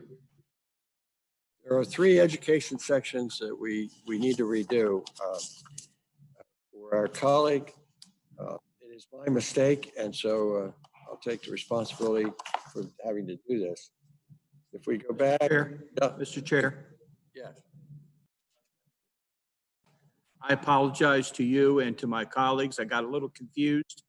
I'd like to be recorded for the Dell State University 90-03, to Dell Tech Community College 90-04, and for the Delaware Institute of Veterinary and Medical Education 90-07, as voting yes for all 3.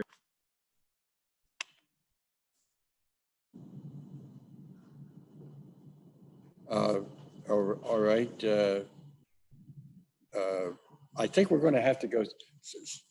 Correct me if I'm wrong. Senator Ennis, you wanted to have your vote apply to just one. Am I right? So to do that, I think we have to rescind the roll call that we took on all 3 together, and then go back through and take separate roll call votes, first on Dell State, and then one vote on the other 2. And you can correct yourself along the way, sir. Thank you, Mr. Chair. So I'd like a motion to rescind from somebody who was voting yes, to rescind the roll call on the 3 education sections, Dell State, Delaware Technical and Community College, and the veterinary. Yeah. So move second.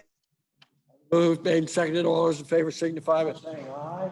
Ayes have it. Aye. The ayes have it.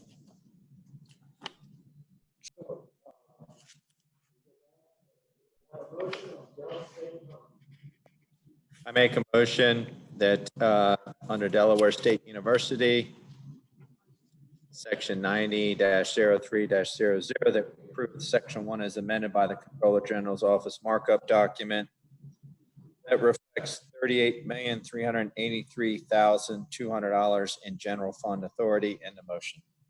Second. Moved and seconded. Are there any questions on this motion? May I have a roll call, please? Representative Bolden? Yes. Representative Bolden, yes. Representative Briggs King? Yes. Representative Briggs King, yes. Representative Carson? Representative Carson, yes. Senator Ennis? Yes. Senator Ennis, yes. Representative Hensley? Yes. Representative Hensley, yes. Representative Jakes? Yes. Representative Jakes, yes. Senator Lawson? Senator Lawson, yes. Senator Pardee? Yes. Senator Pardee, yes. Senator Richardson? Yes. Senator Richardson, yes. Senator Sturgeon? Senator Sturgeon, yes. Representative Johnson? Representative Johnson, yes. Senator McDowell? Yes. Senator McDowell, yes. 12 yes. Let the record reflect that vote is passed unanimously and is adopted by the JFC. Now, Mr. Co-Chair, if we can have the two other sections in one motion. I make a motion that for Delaware Tech Community College 90-04-00, that we approve section 1 as amended by the Comptroller General's Office markup document that reflects $86,683,400 in general fund authority, and add to that the Delaware Institute of Veterinary Medical Education 90-07-00, that we approve section 1 as amended by the Comptroller General's Office markup document that reflects $414,000 in general fund authority. And a motion. There's a motion made and seconded. Can we have a roll call on that motion, please? Representative Bolden? Representative Bolden, yes. Representative Briggs King? Yes. Representative Briggs King, yes. Representative Carson? Yes. Representative Carson, yes. Senator Ennis? Yes. Senator Ennis, yes. Representative Hensley? Yes. Representative Hensley, yes. Representative Jakes? Yes. Representative Jakes, yes. Senator Lawson? Senator Lawson, yes. Senator Pardee? Yes. Senator Pardee, yes. Senator Richardson? Yes. Senator Richardson, yes. Senator Sturgeon? Yes. Senator Sturgeon, yes. Representative Johnson? Yes. Representative Johnson, yes. Senator McDowell? Yes. Senator McDowell, yes. 12 yes. That motion passed unanimously for Del Tech Community College and Delaware Institute for Veterinary Medicine Education. So those are passed unanimously and by the JFC.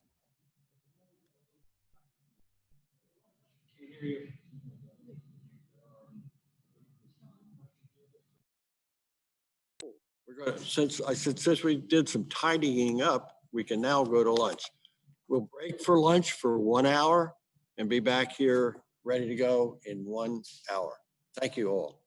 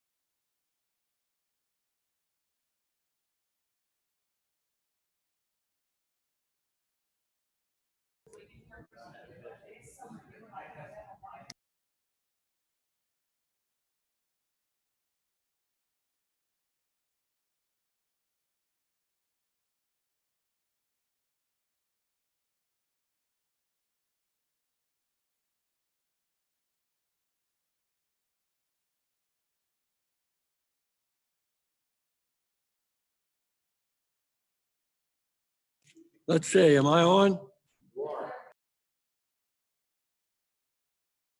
All right, sorry for the delay. We had some clarifications on some issues. And I'm going to ask Mike Morton to give us a rough out of how we're going to spend the rest of the afternoon all together. And then we'll get ready to go. All right, Mr. Chairman, we have 4 or 5 Section 1 departments that we need to go over and approve this afternoon. We will try and hit on some of the epilogue that were put on hold or skipped over yesterday. Then we will adjourn for the day, and the plan is that my office and OB will work tomorrow morning to write up the remaining piece of epilogue and other issues that we need to remedy. And then have a final packet for you tomorrow. I think the plan is if you can come in tomorrow at 1 o'clock, and we will have a final packet for you to basically finalize the proceedings that we've gone over so far, and hopefully get you out of here tomorrow afternoon at a relatively reasonable time. So that'll give, again, my office and OB a chance to sit down and make sure we have everything that needs to be done that you need to vote on and put into the budget. So that's where we are. So with that, the first up for business we're still in the CGO adjustment markup list. Page 15, Department of Justice. And that would be Jason. All right. Good afternoon. We are on the Department of Justice, which is Department 15-01-00. And they have an FY21 GRB ASF fund or ASF amount of $11,953,400 with a general fund appropriation of $39,757,900. As you can see, the personnel contingency and tobacco master settlement revenue is still there, as well as a request for the annualization of the FY20 positions that were given to the department. One enhancement request here for bar dues, which was $34,500, has been removed and leaving in the false claims enforcement unit. That brings the total revised FY21 budget ASF funding $11,953,400 and general fund of $39,723,400. And Mr. Chairman, if it's okay with you, I'd like to continue on to the Office of Defense Services, which is on the next page. And again, that is the Office of Defense Services, Department 15-0200, and that is on page 16. They have an FY21 GRB, no ASF funding, but they do have general fund of $26,745,300. The first 2 requests of enhancement requests here have been removed. One was for 1 deputy controller for 1 FTE, $87,700. And the second was for the Partners for Justice Advocates program at $187,500. It's my understanding from the chief defender that there may be a federal source of funds for this program now, so it can be reduced here.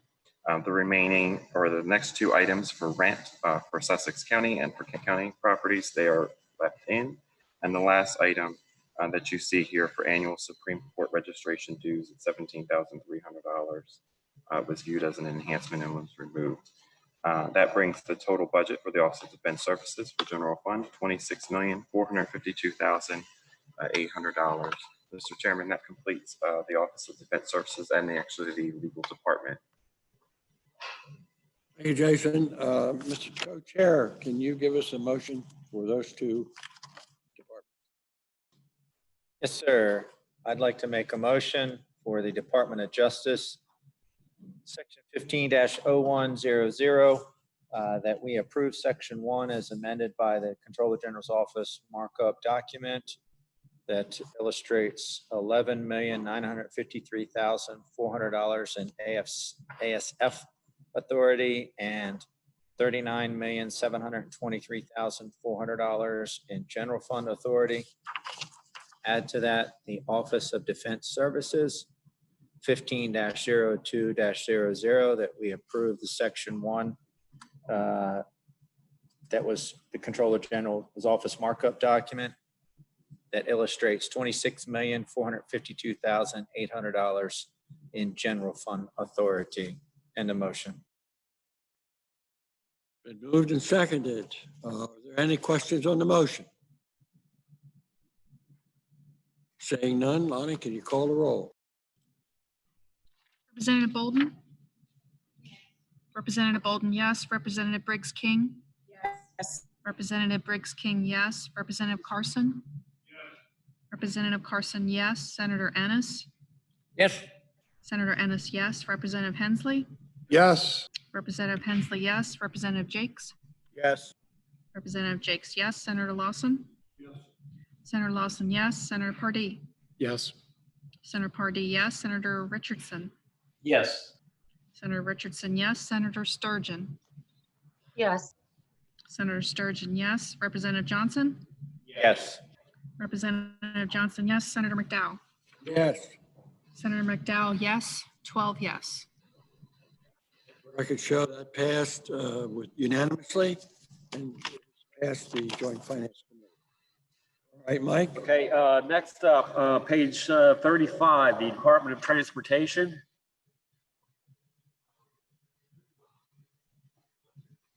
And I will go ahead and walk through this as there were several recent changes. As you go down, obviously the scheduled debt service needs to remain in the governor's recommended budget. We have implement the Lions salary group compensation analysis study that will remain. Just go down the list for the changes in personnel funding. There was a request you see there of 36 positions that they want to transfer that are currently DMV casual seasonal positions. The initiative here was to make them all full-time, 36 of them for 1.7 million. That is going to change. Make that 36.0, 33.0. And yes, so it's going to be 33.0 instead of 36. And the 1717.9, reduce that by 400,000. So that will become 1,317,000.9. And then you're going to take those three positions, and there'll be three additional new positions, 3.0 for 400,000. And those will fund what is called, or what SEAL Team 6, as it's called, will be engineers for their expedited project review, which are economic development programs or projects which are coming to Delaware that they want to get out the door quickly. And so those three engineers will be dedicated to those kind of programs. So again, no additional money for what was in the governor's recommended budget, just a reallocation.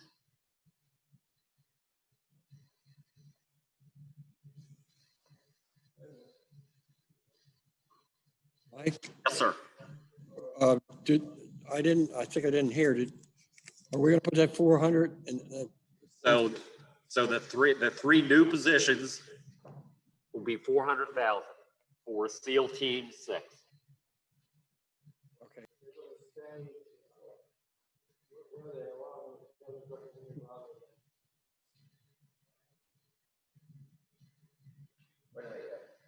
Yeah, just put them where they have the 36.0. Make that 33. Right below that, add another line for three new positions. SEAL Team 6 for $400,000. And for those listening, we're not adding a military group to the.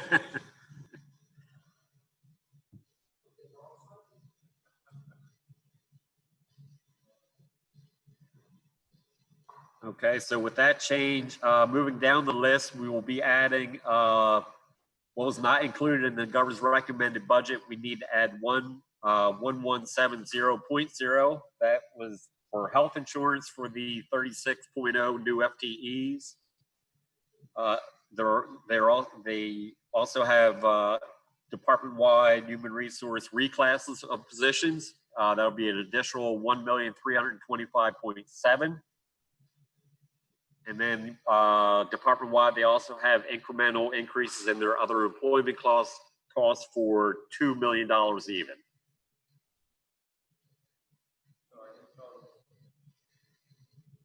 I mean, I've got a couple more down as I'm going down. The 183.8, that will be coming out. That's an enhancement for technical contractors staffing. That will be a reduction. 375,000. Again, there is a change here. It's currently showing as a reduction of 375,000. We want to make that a reduction of 275,000. The $100,000 left would be for advertising for the real ID compliance.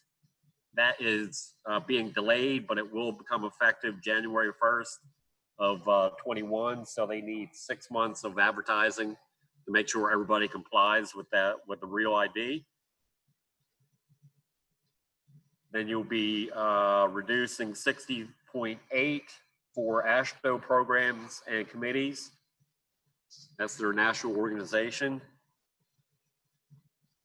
On page 36. When you say reduce, you mean eliminate it? Eliminate, correct, 60.8. As written, right.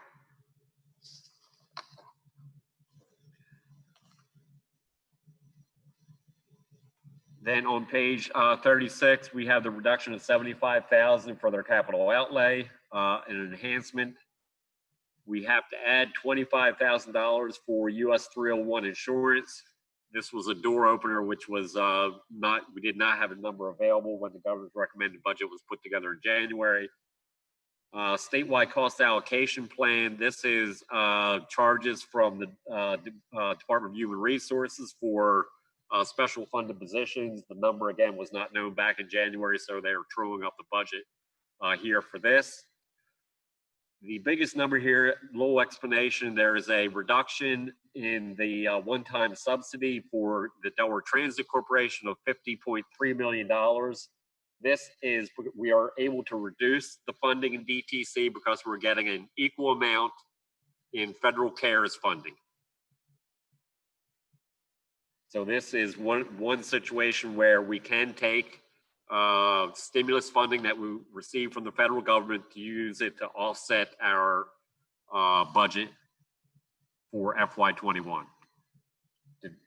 Was that a question mark there?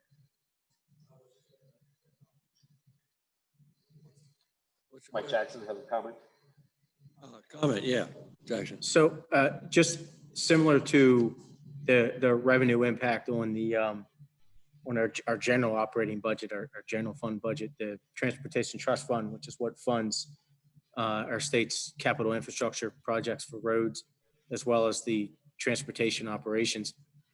Their revenues have been impacted as well for a variety of reasons. You know, less people on our roads, less people buying cars, less people going to DMV facilities.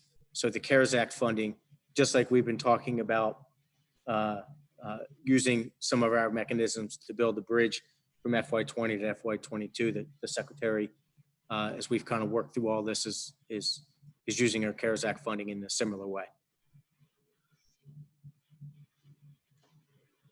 All right, then the last three items there are all reductions to the governor's recommended budget. $768,000 for a 2% increase in car transit ridership, and an enhancement, probably something that's not going to happen given the current situation.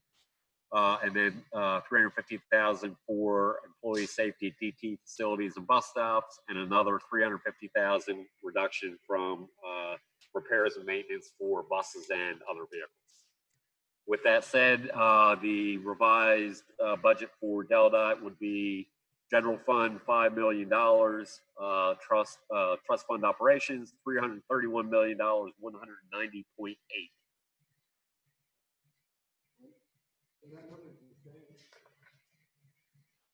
That number will be, let's see, be reduced by 100, or should be 100,000 more. So it should be 332, 190.8.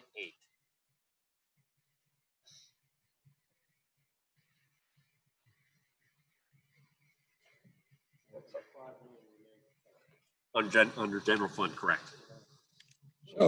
Mr. Co-Chair, you want to make a motion? Yep, I will make a motion for the Department of Transportation 55-00-00 that we approve Section 1 as amended by the Controller General's Office markup document and all of the changes that are now in the record that the Controller General went through that totaled $5 million in general fund authority and then $332,190,800 in transportation trust fund authorization. 33129. My apologies. He just corrected me.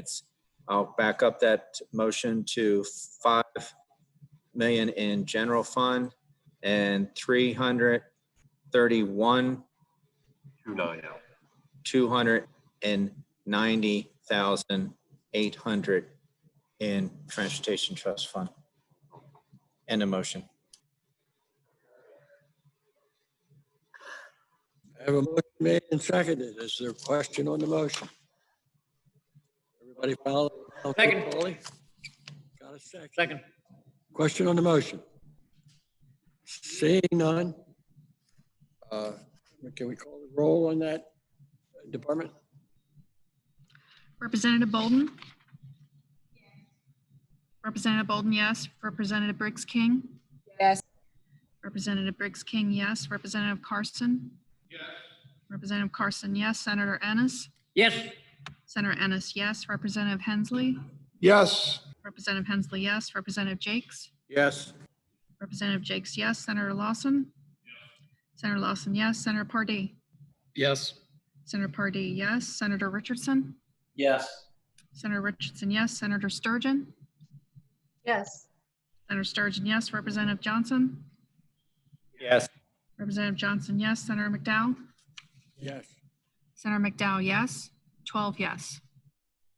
Let the record reflect that passed unanimously and is part of the Joint Finance Committee report.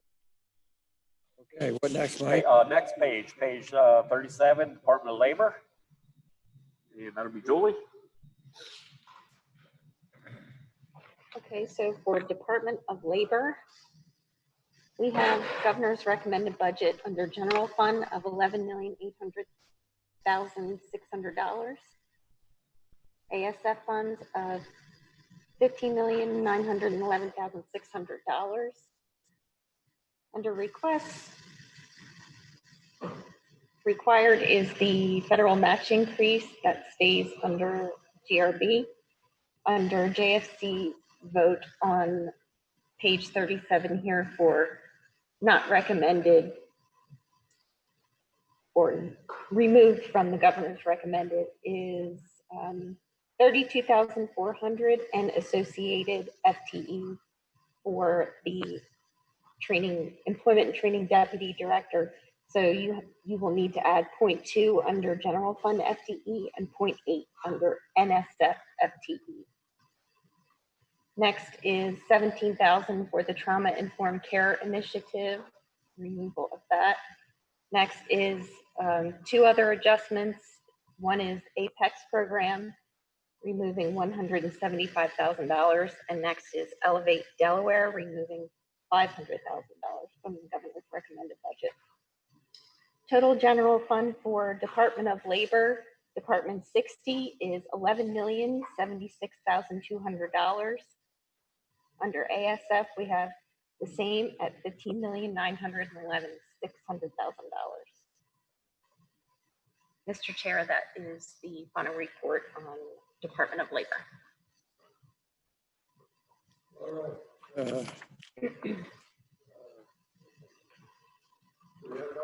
Do this just let me go ahead and get a motion, Mr. Chair, Mr. Yes, sir. For the Department of Labor, 60-00-00, make a motion that we approve Section 1 as amended by the Controller General's Office markup document that illustrates $15,911,600 in ASF authority and $11,076,200 in general fund authority. In the motion. Okay. Moved, and do I have a second? Second. Moved and seconded. Are there any questions on the motion? Seeing none. Can we maybe have a roll call, please? Representative Bolden? Representative Bolden, yes. Representative Briggs King? Yes. Representative Briggs King, yes. Representative Carson? Yes. Representative Carson, yes. Senator Ennis? Yes. Senator Ennis, yes. Representative Hensley? Yes. Representative Hensley, yes. Representative Jakes? Yes. Representative Jakes, yes. Senator Lawson? Senator Lawson, yes. Senator Pardee? Yes. Senator Pardee, yes. Senator Richardson? Yes. Senator Richardson, yes. Senator Sturgeon? Yes. Senator Sturgeon, yes. Representative Johnson? Yes.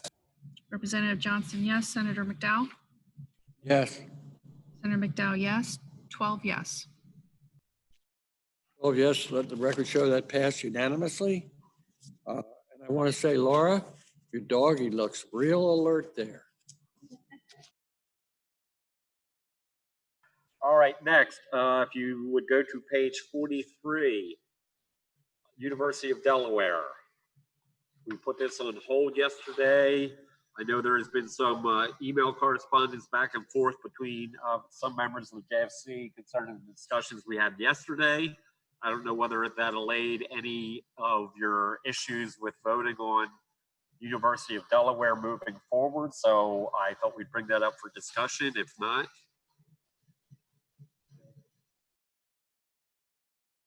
Mr. Co-Chair? Oh, Yet to make a comment on that for the members and then to see if there's any questions. The issue is regarding the audit of the University of Delaware. The information that we have as of right now is that every dollar that the University of Delaware receives from the state is audited. It is audited on an annual basis. There is a current agreement that is signed by the University of Delaware for the audit to occur. Where there may be some dispute or question is in the purchasing card program that the University of Delaware has, in which they utilize state funds as well as their own funds in certain purchases with that. Every dollar that is state funded is audited. The question is whether or not their funds that they get from other means, tuition, endowment, et cetera, can then be part of that audit. There is also, from my understanding from the Office of Management Budget's office, at least an accounting that is provided along with that audit to show those private dollars. But the sources of those funds are not then eligible for audit. So yes, you may, as you've talked with different individuals, certainly had where we get difference of opinion as to what is auditable, what's not, or what wishes to be audited and what's not. We have a couple options. We can obviously get a legal opinion if the committee wishes, or if you're satisfied with the fact that all of Delaware dollars are in fact audited, we can certainly move forward. Representative Jakes. Thank you, Mr. Chair. I ask that this be held for a while until after the break so I have a chance to talk to my colleagues about this. Which break? Which break? I figured we are going to have some kind of break today, but if not later on today, then I'll have a chance to talk to my colleagues. Okay, I thought you were talking maybe something longer term. Yes, Representative. Thank you, Mr. Chairman. Just a question, Mr. Co-Chair, for point of clarification. I think I have a much better grasp and understanding on the P-card situation.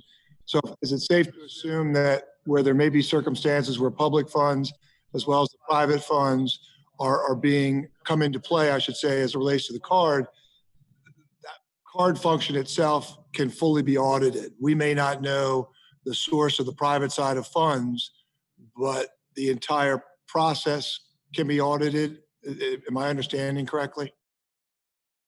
And OMB will correct me if I'm wrong, but yes, from a standpoint of the purchases, what they're purchasing with that, to say if they've, say, bought a case of paper from Staples, we would be able to, and half of it was state money, half of it was their money, we would still be able to see that they bought a case of paper, how much it was for, from whom, and obviously be able to determine, which really what we're looking for is that at a proper price for, say, a case of paper, whatever portion the state.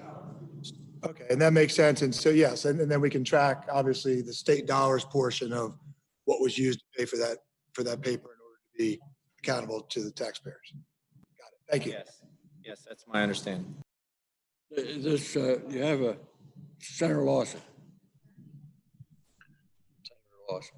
I'm not sure how to delicately put this, so I'll just go forward. Is state money used to repair, alter, enhance the president's residence?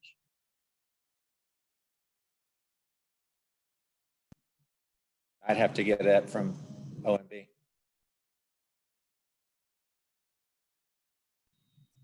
Could you repeat the question, Senator Lawson? Are state dollars used to enhance the president's residence, either rehabbing it or renovations, what have you? Mr. Jackson, do you have an answer for that? Yeah, sure. So obviously the operating budget should not be used for enhancements to any facilities. And I believe that they would have a number of audits that should be able to document that for their state share of their funding. And on the capital side, the appropriations that have gone to the university have been towards renovating their lab space and or through their higher education economic development investment fund to be able to expand and renovate space at the Star campus. So. All right. If I may follow up on that. A follow-up, Senator? The specific question was the residence of the president.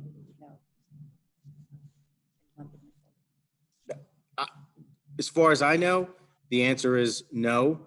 And I mean, I'm sure their audits would be able to show that as well. Thank you.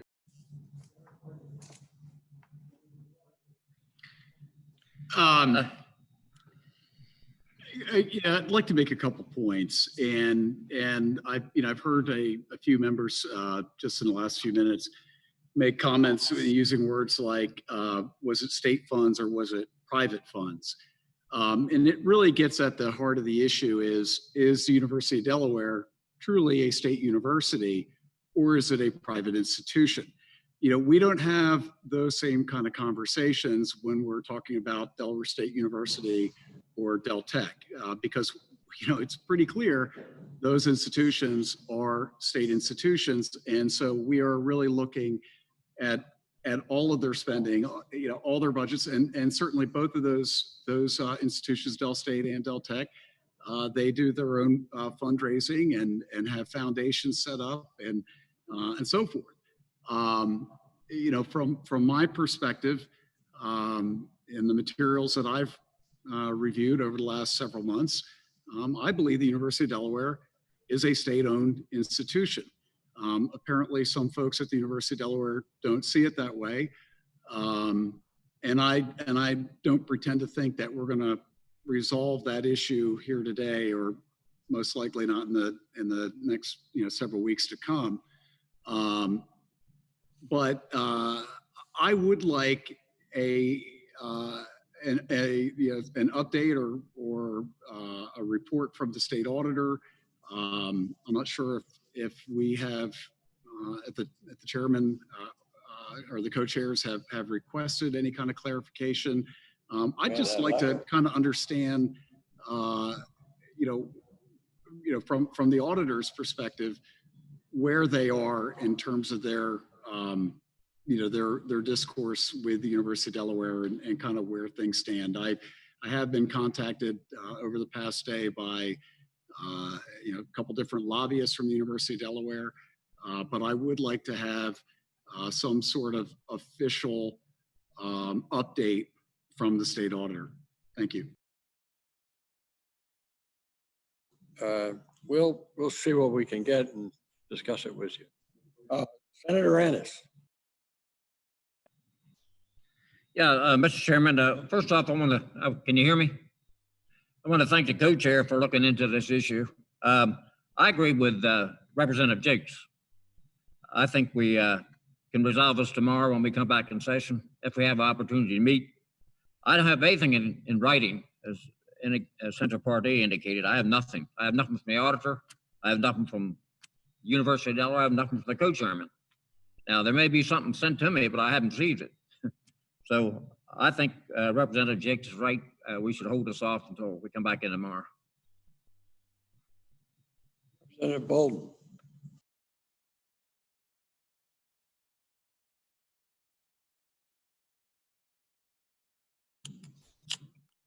Okay. Yes, I concur with what's been said thus far. And it was mentioned that there is a list of what can be audited and what cannot. I'd like to see what that list is. And as well as who and how was this information obtained regarding the audit, that the signatures were signed, et cetera, and it had been completed. And did this information come from the auditor itself or just from OMB?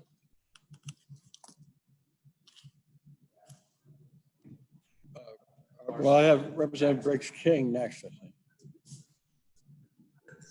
Thank you. I just want to agree with my colleagues on their concerns. I share some of the same.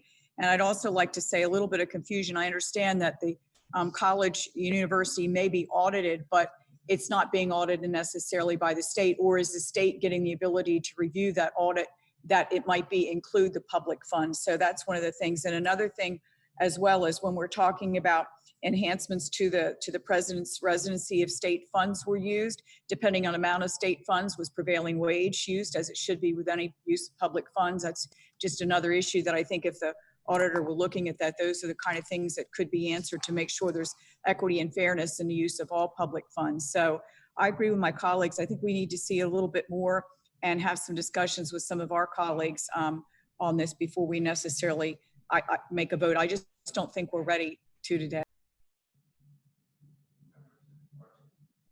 Representative Carson. Thank you, Mr. Chair. I agree that, well, I'll go along with talking about it tomorrow, but I think there's a misconception here.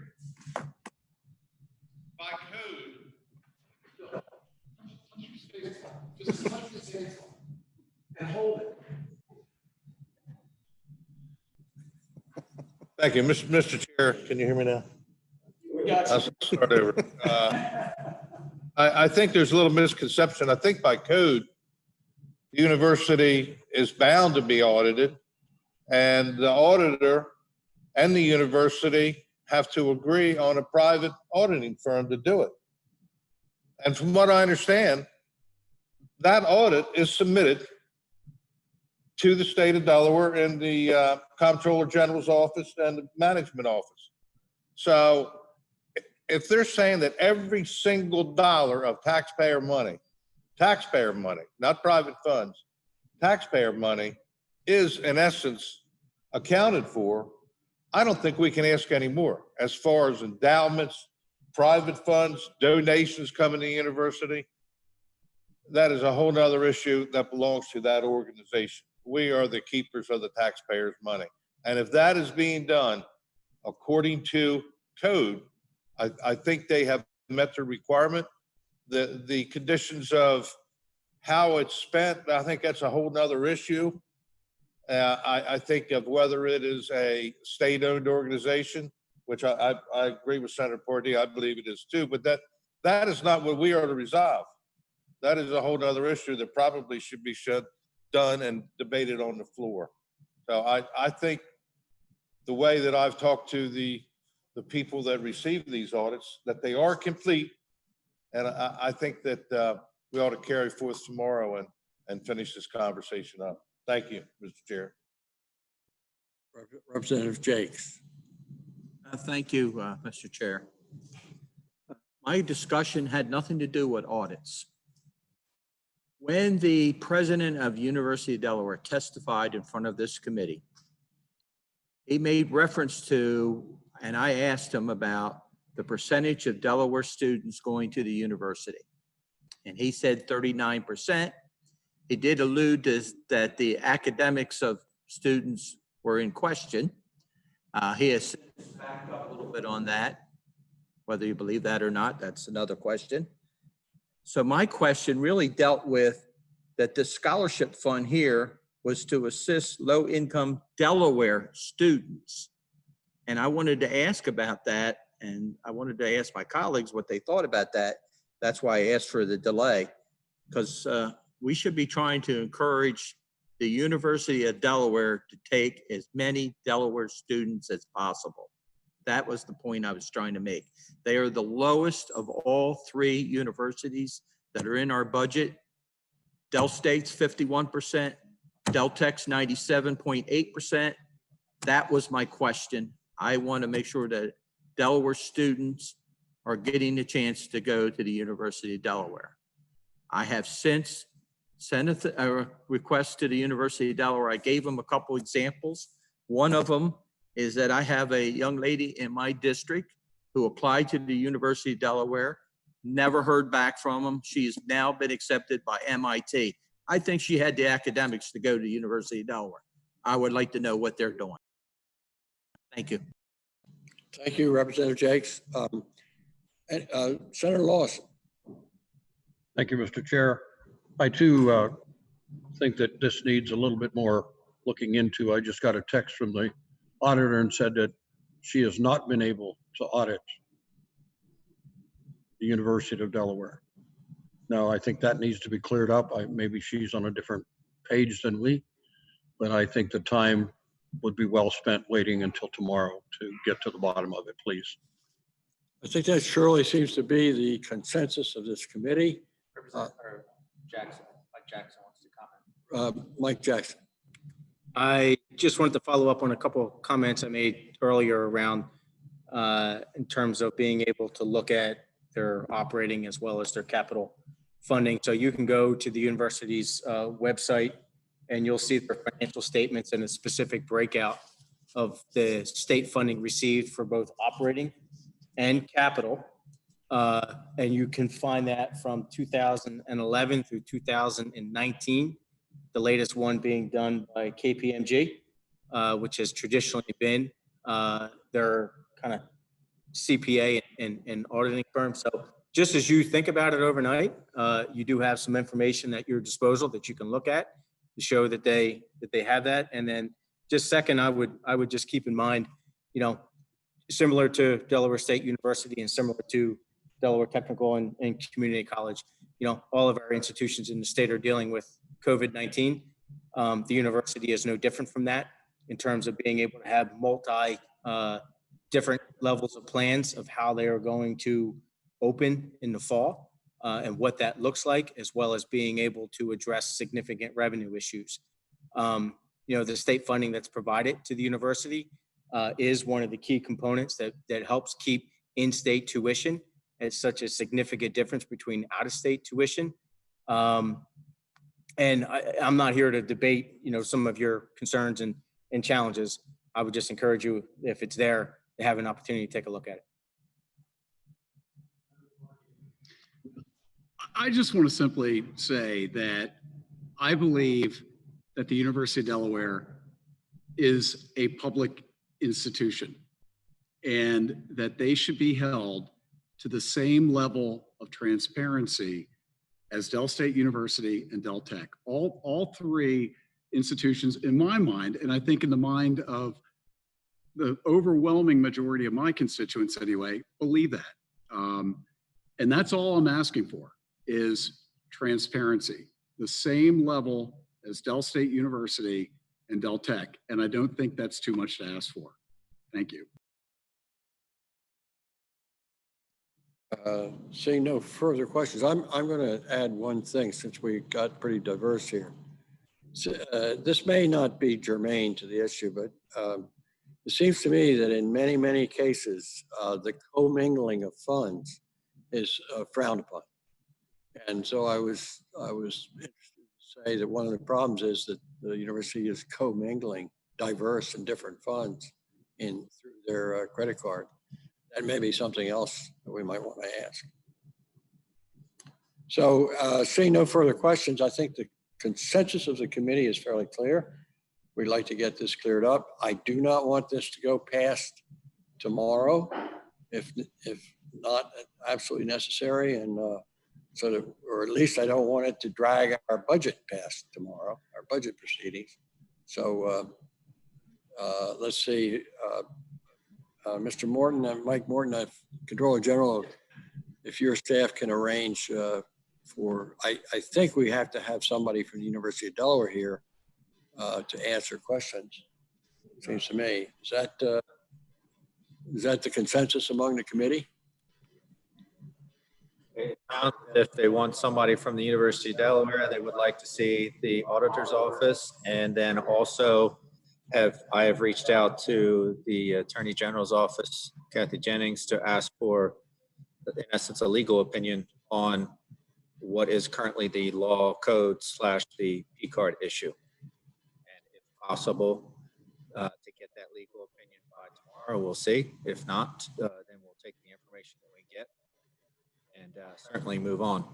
I would make a suggestion, and of course, this is talking through this process, as the senator said, not have the situation go past from a budget standpoint.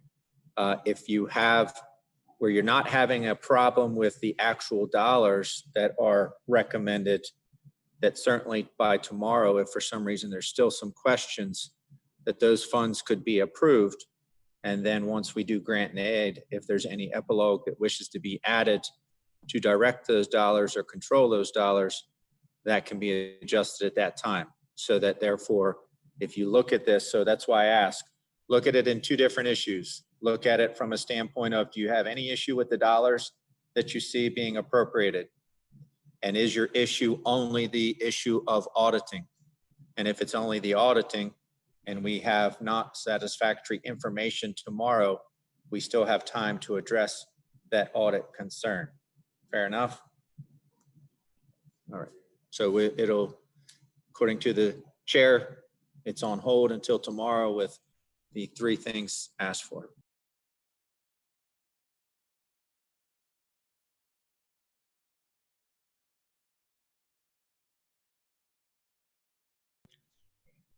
Can't hear you. I'd like to allocate time tomorrow to a very narrow range if we can possibly do that.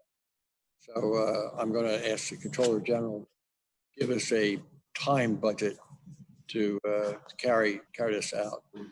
We'll try and have them scheduled to be here at 1 o'clock promptly tomorrow and get it done within an hour at most. Let's try for a half hour. Half hour would be great. Thank you. I think we can have tough questions and they may dodge them, but and if they dodge them, we're past tomorrow anyway. So we'll see what happens. Okay. Any further questions? Representative Carson? Okay. Okay, Mr. Chairman, we're going to go back. We skipped general yesterday, so if you're looking in, so if you move into your tabs under the general category, or general tab, sorry, we have that epilogue that we can do today, and I will defer to Ruth Ann. It's in your book under the general tab near the front of your book. There'll be it's page number 1, section 2.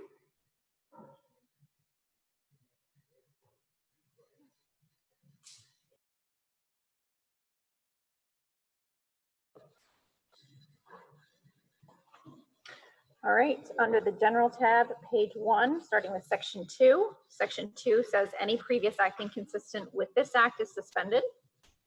Section 3 says that if any provision of this act is invalid, the remainder of the act is not affected. Section 4 says that all monies appropriated in section 1 shall be paid by the state treasurer from the general fund unless otherwise noted. Section 5 says any section of the Delaware Code or laws providing for sunset shall be operative during the current fiscal year. Section 6 says due to budget format, there are more exempt positions per division than allowed for by law. Therefore, all exempt positions authorized prior to July 1st, 1987 shall remain exempt. Section 7 specifies the budget format and lists the annual other employment cost rates such as pension, workers' compensation, and deferred comp. Section 8 has been removed from this page because that has to do with salary policy, so that is put on hold until tomorrow. Section 9 requires that exempt positions have salaries comparable to similar positions in the merit system, and the Secretary of the Department of Human Resources must publish a list of exempt positions and comparable merit system salary pay grades. Section 10 is also regarding salary policy, and that is placed on hold until tomorrow. Section 11 gives the Director of OMB, in concurrence with the Controller General, the authority to reallocate positions and personnel costs in order to meet critical workforce needs. Section 12 states that funding is included in the salary and OEC contingency appropriation in OMB for paid family leave. Section 13 states that OMB may not hire full-time custodial employees without concurrence from the Controller General, with the exception of custodial work associated with Legislative Hall. Section 14 requires all state agencies, with the exception of the University of Delaware, receiving an energy appropriation to work through DENREC and OMB for contracts dealing with retail natural gas or electricity. Section 15 authorizes OMB, with the approval of the Controller General, to make technical adjustments to the personnel complement of any agency due to split funded positions. Section 16 states that when agencies request starting salary rates of higher than 80% of midpoint, the agency must provide documentation of funding availability. Section 17 instructs agencies and school districts to work with the Insurance Coverage Office to implement safety and return to work policies. Section 18 states that DSEA dues shall be deducted from the 22 pay periods occurring within the 10-month school year. Section 19 states that temporary appointees may be assigned to the same position as a permanent employee to complete a special project. Section 20 says that all state employees enrolled in a health insurance plan must actively participate in the annual enrollment process. If they neglect to participate, they will be enrolled in the default health plan. Section 21 states that the code referencing temporary employees who work for a state agency and work 30 hours a week or 130 hours a month are eligible for health insurance. That does not apply to casual seasonal employees. Section 22 requires any groups wishing to participate in the state's group health insurance plan to submit a letter of intent to the Director of Statewide Benefits at least 4 months prior to the effective date. Section 23 requires the Director of OMB to provide the Controller General with any significant changes in energy procurement strategies and procedures at least 2 weeks prior to the changes. Section 24 states that the announcement of bid solicitations on bids.delaware.gov will satisfy the public notice and advertising requirements. Section 25 authorizes SEBC to amend rules for employees eligible to participate in the state group health insurance program and the state disability insurance program. Section 26 states that the State Employee Health Fund and Division of Medicaid and Medical Assistance shall participate in the Delaware Health Information Network. Section 27 permits DelDOT and DENREC to enter into direct agreements with the University of Delaware, Delaware State University, and Delaware Tech to support research and education efforts. Section 28 requires the Director of OMB to report the number of vacancies in each agency by January 15th. Section 29 authorizes the OMB Director with the Controller General and Secretary of DHR to make changes to pay matrices to address critical shortages. Section 30 is on hold until tomorrow.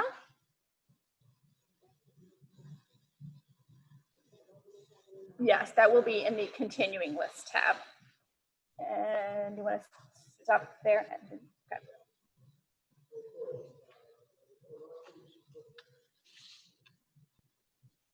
I make a motion that the epilogue language under the general tab, starting with sections 2, running through section 9. Section 10 is going to be on hold, and then running from section 11 to section 29 with section 30 on hold be approved as written and submitted in the motion. Second.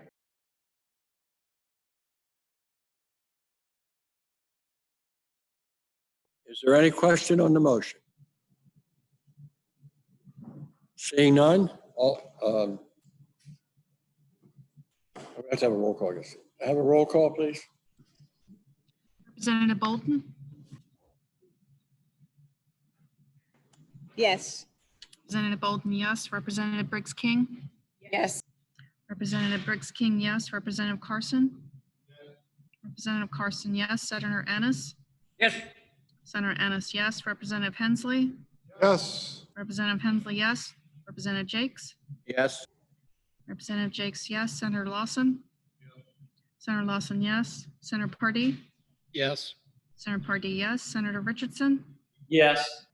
Senator Richardson, yes. Senator Sturgeon, Senator Sturgeon, yes. Representative Johnson, Yes.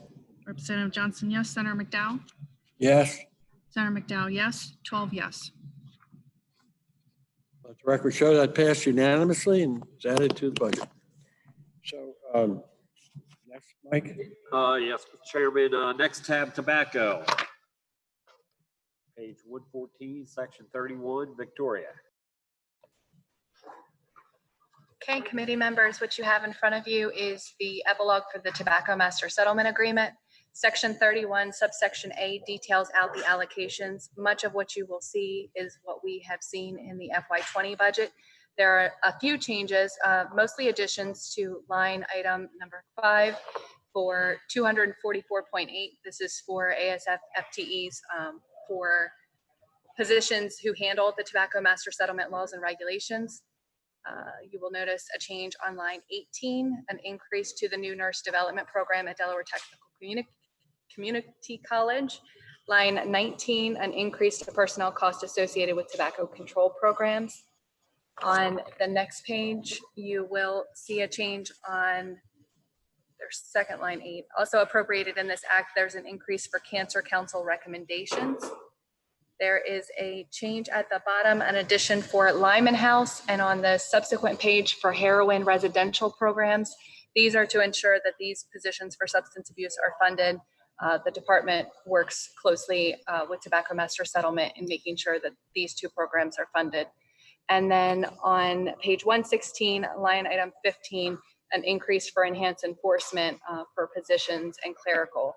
So an increase to the funding for that line. Section 32 also states that the Health Fund Advisory Committee directs the applicants to ensure that no later than November 15th that they receive their proposed recommendations. And it is the intent of the General Assembly to have the presented proposed recommendations before the joint finance in a public budget hearing.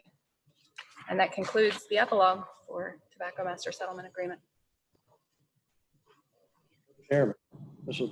I'd like to make a motion in regards to the Tobacco Master Settlement Agreement document that includes section 31 that had the various different line item changes presented to us, as well as section 32 approved as presented and written. And a motion. Second. It's been moved and seconded. Are there any questions on the motion? I have one I want to ask. Mr. Jackson, is this fund in danger of running out ever? It seems that it goes on and on. Not running out. We recently signed I think it was 2 years ago, on resolving some payment issues. And our expectation is over the next couple of years that we should be receiving similar balance that's used to appropriate this list of projects here. Excellent. Thank you. Any further questions on the motion? Seeing none, all those in favor signify. I'm sorry, Representative Bolden.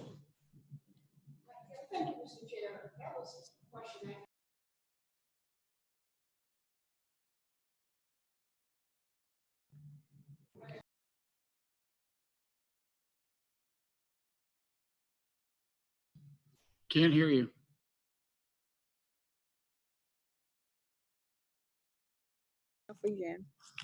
Thank you. How much money was there?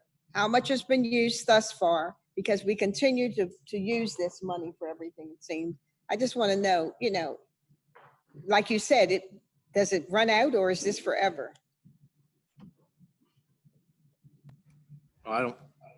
can't answer whether it's going to be forever and in perpetuity. I can tell you, I think that there's sufficient resources to be able to fund. So at least for the start of the fiscal year 2021 budget, the expectation is that there would be about $7.7 million in a tobacco fund account, that we should be receiving about $30 million of payments through April of 2021, with interest generating about $450,000, and expending around $34.8 million based on these programs here, which would leave a residual balance as we do year in and year out to be able to fund the programs that are allocated in the budget.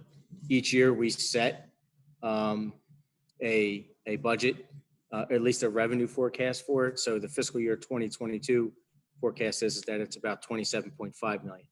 But we won't know until we actually do the work on collecting the receipts.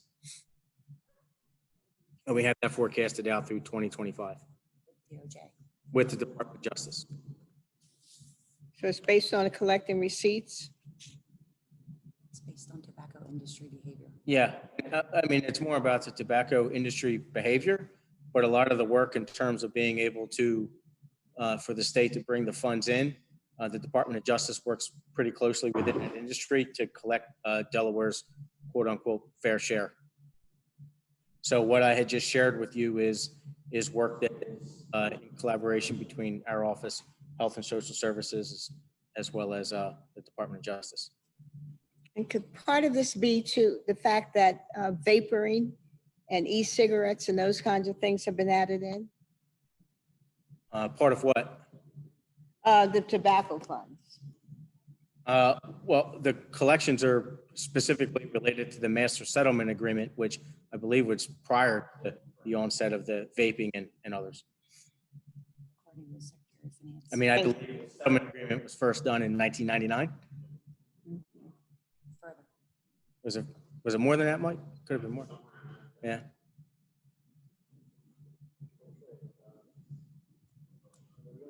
Thank you.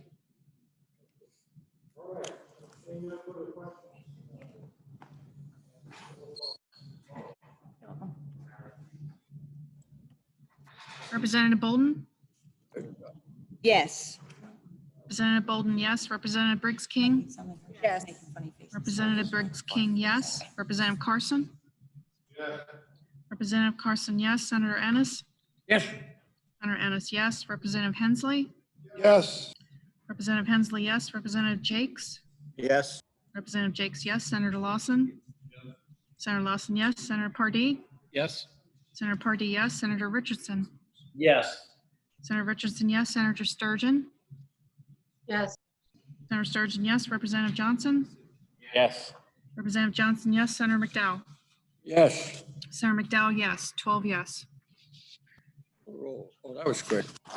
All right, the measure has passed and is part of the budget.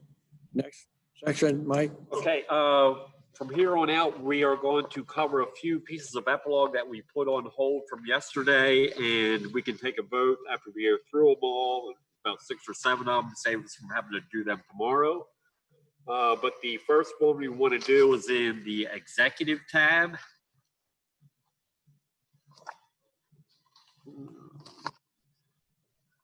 Page, section 49, page 123.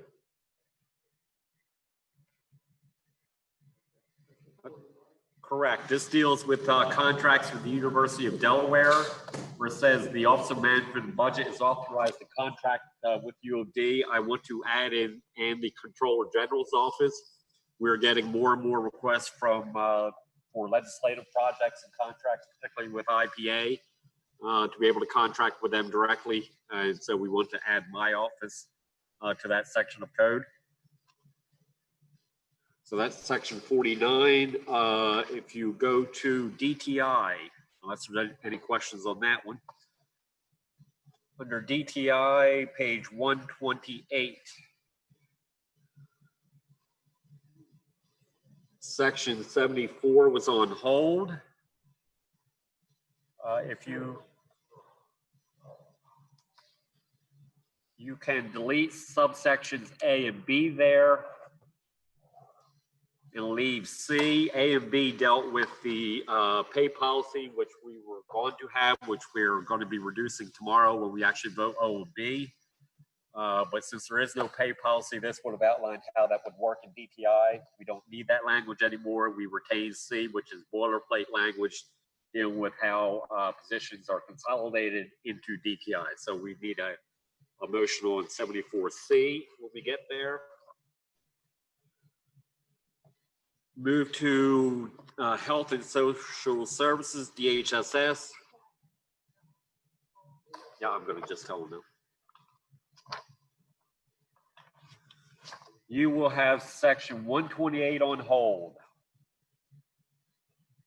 Given the vote that we took earlier today, we deleted this $500,000 out of the governor's recommended budget, so we no longer need this language. We don't need to take a vote. It'll drop out automatically. It was never in the budget. You do not, just to make you aware. So if you have that on hold in your booklet, it can come out. Section 128. Yes, page 149. Sure.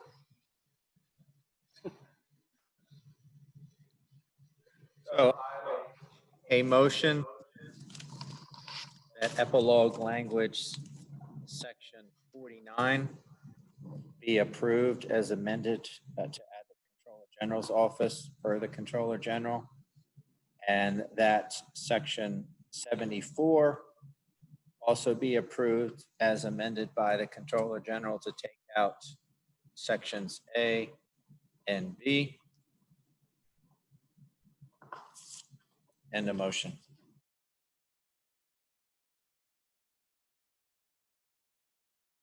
Second. Right, it's been moved and seconded. Are there any questions on the motion? Senator Representative Jakes. Thank you, Mr. Chair. Just clerical, then C in section 74 will become section 74.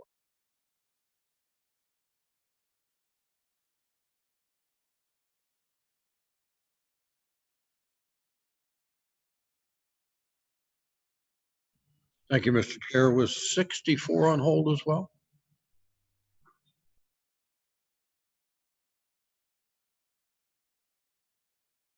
Response tomorrow, yes.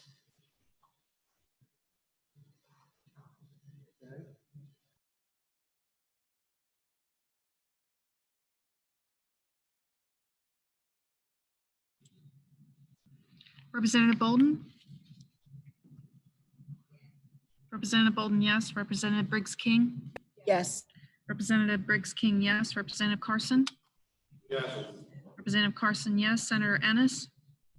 Yes. Senator Ennis, yes. Representative Hensley? Yes. Representative Hensley, yes. Representative Jakes? Yes.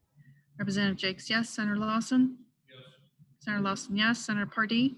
Yes. Senator Pardee, yes. Senator Richardson? Yes. Senator Richardson, yes. Senator Sturgeon? Yes. Senator Sturgeon, yes. Representative Johnson? Yes. Representative Johnson, yes. Senator McDowell? Yes. Senator McDowell, yes. 12 yes.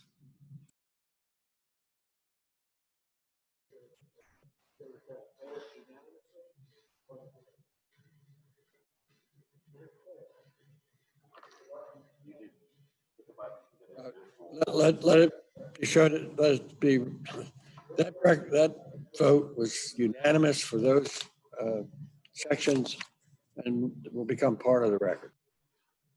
Okay, next, if you go to the Kids Department, BSCYF, section 170 on page 160.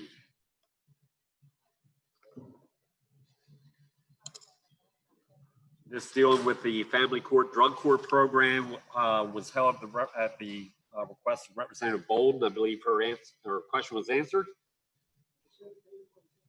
Page 160.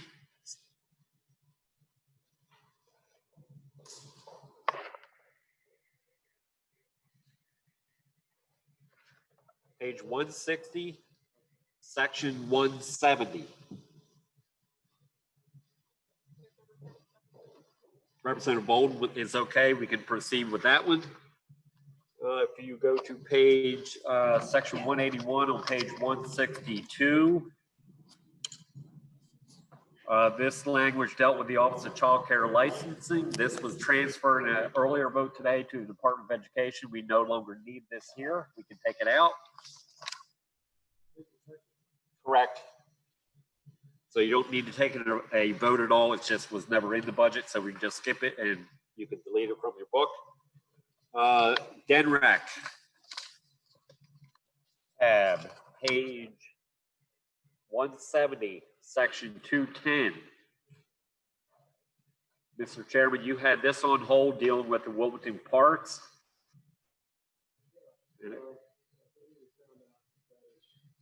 Okay, so we can vote that in as written. Further in Homeland Security, DSHS, section 220, at the very beginning on page 173, dealing with the Sussex County State Police contract. Representative Jakes, his questions was satisfied there, so we may vote section 220 in as written. And then finally, the Department of Labor. Hold on, Mike. You've got a section 220? Yes, on section or page 173.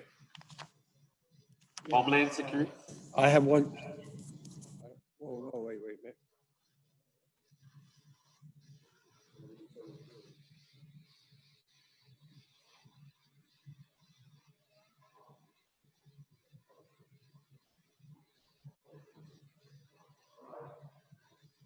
Okay, then lastly, in Department of Labor, section 247 on page 180 was on hold dealing with the summer youth program. Senator Lawson, I believe his questions have been answered on that section. We may now vote that section in as written.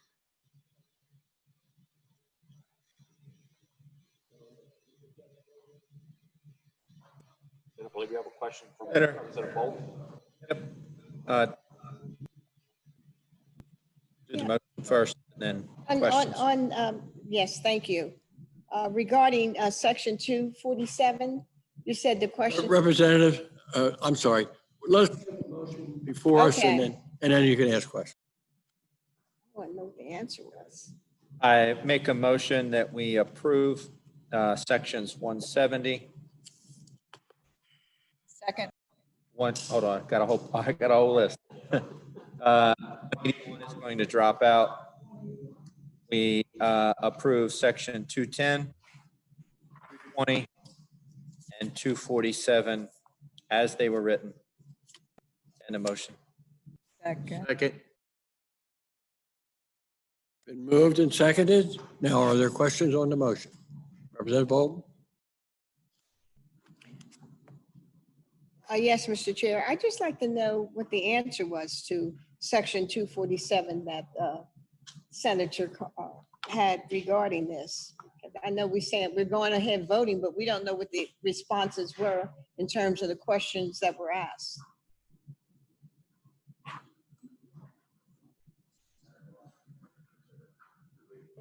Yeah. Yes. Senator Lawson. Thank you. My concern with that money in that Newcastle County got an excessive amount of money. That possibly they could chip into this instead of Newcastle County getting over $453,000 and the other two counties getting $85,000. And that they got the lion's share of the CARES Act money. I thought that the county could chip in and carry some of the load there. But apparently that's not the way the CARES Act works. Okay. Thank you for clarifying that, Senator. I had a follow-up question to that yesterday too, and that is, will the program be occurring this summer, given everything that's going on?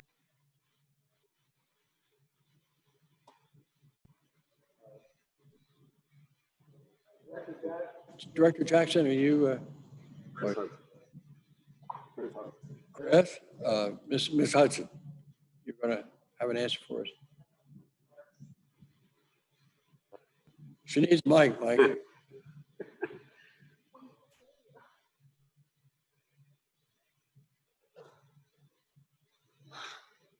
First time in a long time, I actually had to help Chris with it. Our understanding, Representative Briggs King, and the way that we're treating this is very similar to some of the programs operating through DENREC, is that they're scheduled to commence June 22nd, at least from DENREC's standpoint. So our hope is that these programs operate. But again, like a lot of what's being done in the budget, we just don't know, until we get through the summertime when it gets started. So if not, then that money would revert back to labor to use or to the general fund? They typically revert back to the general fund. That's fine. All right. Any further questions on the motion? Seeing none. Can we have a roll call vote, please? Representative Bolden? Yes. Representative Bolden, yes. Representative Briggs King? Yes. Representative Briggs King, yes. Representative Carson? Representative Carson, yes. Senator Ennis? Yes. Senator Ennis, yes. Representative Hensley?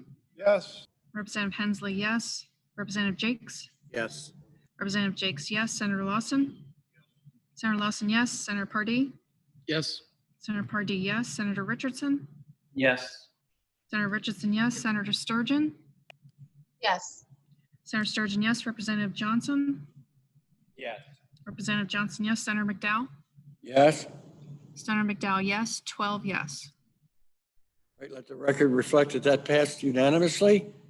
And that will take us through our work for the day. And I'm going to defer to my co-chair. Thank you, Senator. One topic that I wanted to address for the committee is that if you all remember, we did have epilogue language that requested the Department of Health and Social Services to take a look at and provide a report to us regarding provider rates, how they are set, and then their recommendations on what we should do possibly moving forward. Clearly, obviously, all that report was due during the time of this COVID outbreak and when it started. So things have certainly been delayed. What we have seen is certainly they've provided initial copies of certain portions of the report. And what was provided thus far was that there was a great job that was done on the issues surrounding Medicaid rates, how they're charged, what they're expending things on, and the like, but not enough information regarding the disability community providers nor the early childhood providers. We had sent back to them stating that they needed to articulate a lot more because that was the entire purpose of the report.